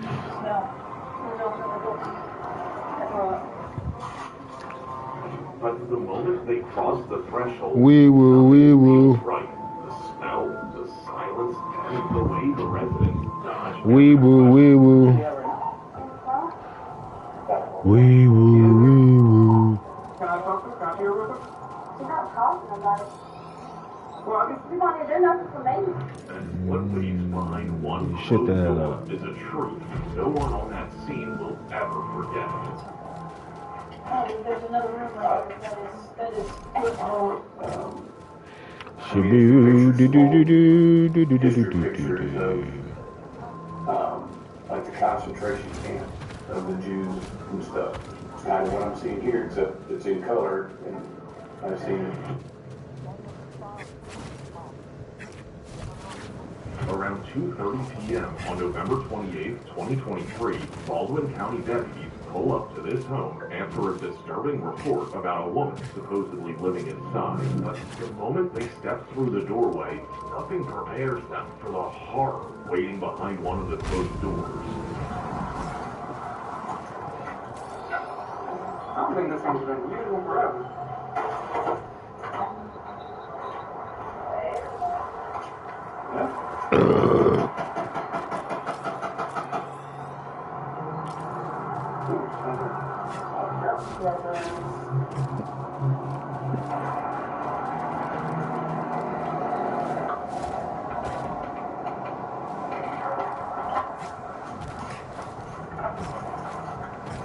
Hello. How are you? You live here, I assume? Okay, what's your name? Okay. Do you remember who it is? Cause don't matter, cause I talk from. Stacy, do you know where she's at? Yeah, just like my husband gets here, so I'm about to tell. Where's Stacy? Does she stay here with you? Yeah. Okay. Where is she at right now? In the car. She is there? Can I talk to her? Can I see her real quick? She's not talking about it. Well, I guess. She's not here doing nothing for me. Well, can you show me where she's at? I just want to see her, put eyes on her and make sure she's okay. Take her bath. She doesn't even got the clothes on. I take control of her. I don't know what to do myself, and I didn't want to call y'all or nothing like that, because I have to do that. I got you. Okay, so you have your My ID? mama did, had died and left her behind, and I don't know what to do no more. I don't want What to did you still do? That's my sister, but I ain't got no written paper saying that she's my Can I, that I'm can you, guardian or nothing. can I see your ID and can you tell me where she's at, please? Don't look, girl. That's all right. I'm telling you. I don't. Oh hell no. Where's she look? Have you been doing anything to her? No, I mean, I put her food in there and all, but she tries to fight people. Do do do do do do do do do do do. Oh my god, I'm still stuck. What's your... Stop me some medicine. She won't take it for us. And none of my other family will not help. I just don't know what to do myself. And she is your sister. I'm working on this out. This house is really pain. Right away, Bobby comes off nervous and evasive, and when officers Settlement check completely changed my life, and it came from a car accident I almost forgot about. I never imagined something this big could come from an accident that felt so small at the time. If you've been in any kind of vehicle accident in the past 2 years, even if you think it was minor, even if you were just a passenger, you might be entitled to far more than you realize. Here's my story. I was stopped at a red light when bam, a distracted driver slammed into me from behind. My neck felt a little stiff, but the car seemed okay. We exchanged info, and I drove home. Big mistake. Over the next few weeks, the pain got worse. I started missing work. My car developed issues I hadn't noticed right away. The insurance company tossed me a tiny offer and basically said, take it or leave it. I almost did. Then my sister's boyfriend, Marcus, told me about something called free case evals. He said, dude, just answer 4 questions. What's the worst that could happen? At first, I thought he was exaggerating, but he had used the exact same tool after his own accident and told me it changed everything for him. So I clicked the link, answered 4 simple questions, and in less than 30 seconds, it told me I might actually qualify for a real settlement. I figured, yeah, right, but I had nothing to lose. A couple of months later, I was holding a settlement check that was dozens of times higher than what insurance first offered me. And here's where it gets crazy. I shared this tool with 5 people I know who'd been in accidents. My coworker Diana, just a passenger in an Uber, thought she had no case. She ended up with a life-changing settlement. My neighbor Kevin thought his accident from over a year ago was too late. It wasn't. My cousin Ashley, a bike accident with a car door. My buddy Ryan swore it was too minor to matter. He was wrong. Even my mom's friend Janet, she's in her late 60s, barely uses technology, but with some help she filed and was shocked at the result. 5 people, 5 different situations, and all of them discovered they were entitled to way more than they thought. Here's what nobody tells you. Insurance companies have one job, to pay you as little as possible. They count on you not knowing your rights, but this tool changes everything. You don't need to understand law. You don't need to hunt for some random attorney. You just click the link below this video, answer 4 basic questions, and it instantly checks if your case qualifies. If you do, they connect you with a specialist who handles everything. No upfront fees, no court dates, no fighting insurance companies yourself. A year ago, I would have accepted that tiny insurance payout and considered myself lucky. But knowledge is power. Diana was just a passenger. Kevin thought his case was expired. Brian thought his was too minor. Even Janet, who can barely send a text, discovered what was possible. The craziest part? Most accident victims leave massive amounts of money behind, simply because they don't know a tool like this exists. Insurance companies love when you stay in the dark. But you're watching this video right now, which means you don't have to. Whether you were driving, riding as a passenger, walking, cycling, or even in an Uber, if someone else caused your accident in the past 2 years, you deserve to know what you may actually be entitled to. Don't make the same mistake I almost made. Don't let insurance companies dictate what your pain is worth. Click the link below, answer 4 simple questions, and see if your accident qualifies. If you do, the Free Case Evils team does the heavy lifting for you. You just wait for answers. Thousands of people across the country have already done this and discovered settlements they never thought possible. Imagine the relief of finally covering bills, paying down debt, or getting back on your feet after such a stressful experience. But you'll never know unless you check. The clock is ticking. Don't wait until it's too late. Click the link now and discover what your case might really be worth. Free Case Evils. 30 seconds, 4 questions. Start today.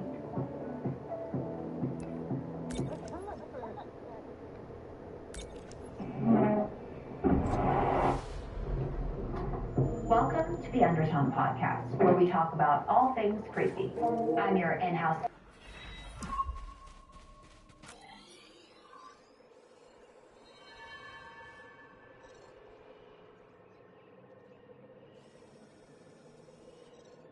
Let me get Good. a demonic possession. Okay, easy, alright.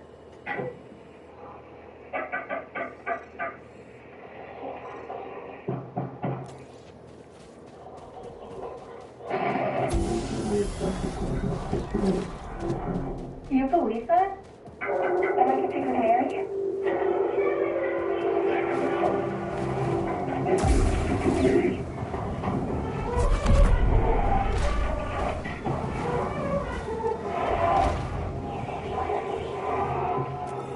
Warning. There's only one way to find out. You should start listening.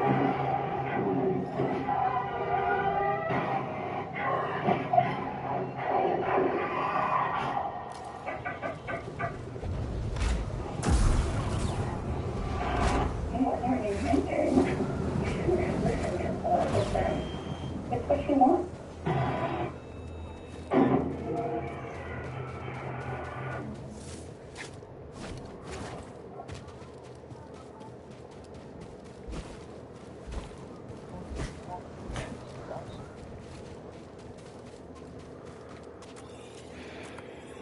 On seeing her sister, Stacy, the explanations she gives spiral into something far more unsettling. Can I teach him? So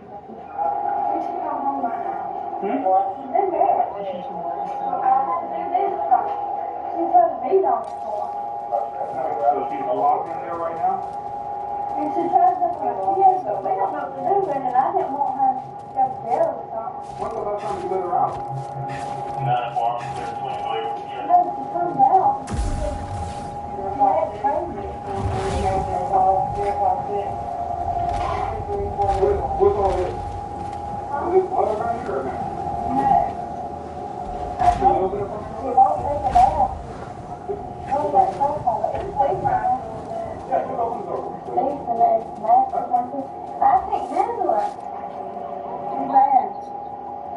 She's in that room in there. Original Barber, 27.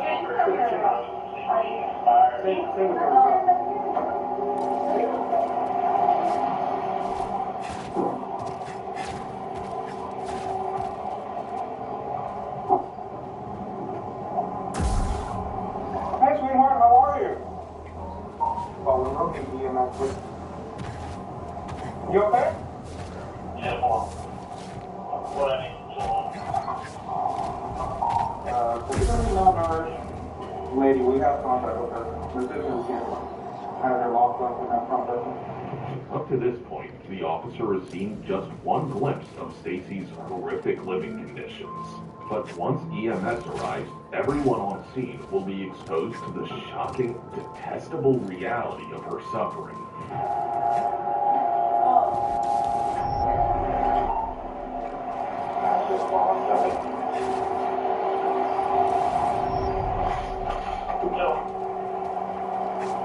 Sweetheart, can you move the thing away from the door so I can open it?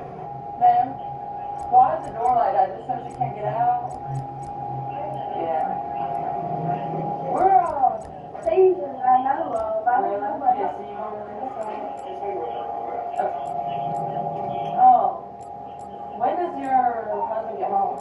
He can come home now, but it's almost time to pick our kids up.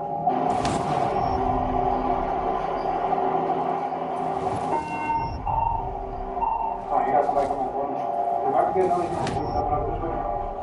Just be on the safe side.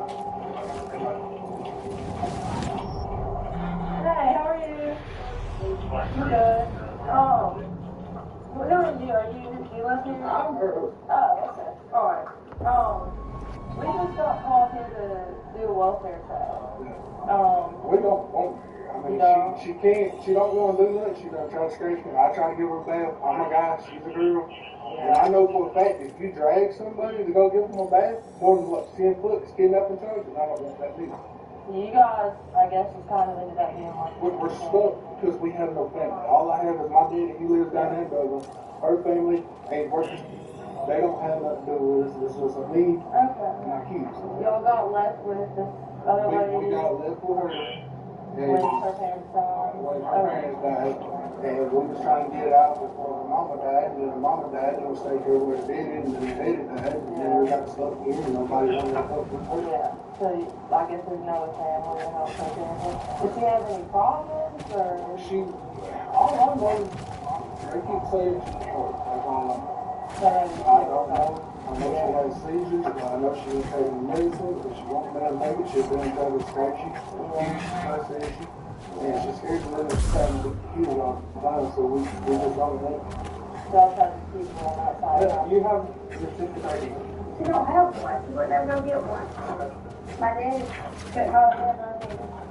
So what's her name? Stacy Dawson. Do you know her social? You don't know her I don't social? think I got supposed to visit on. Okay.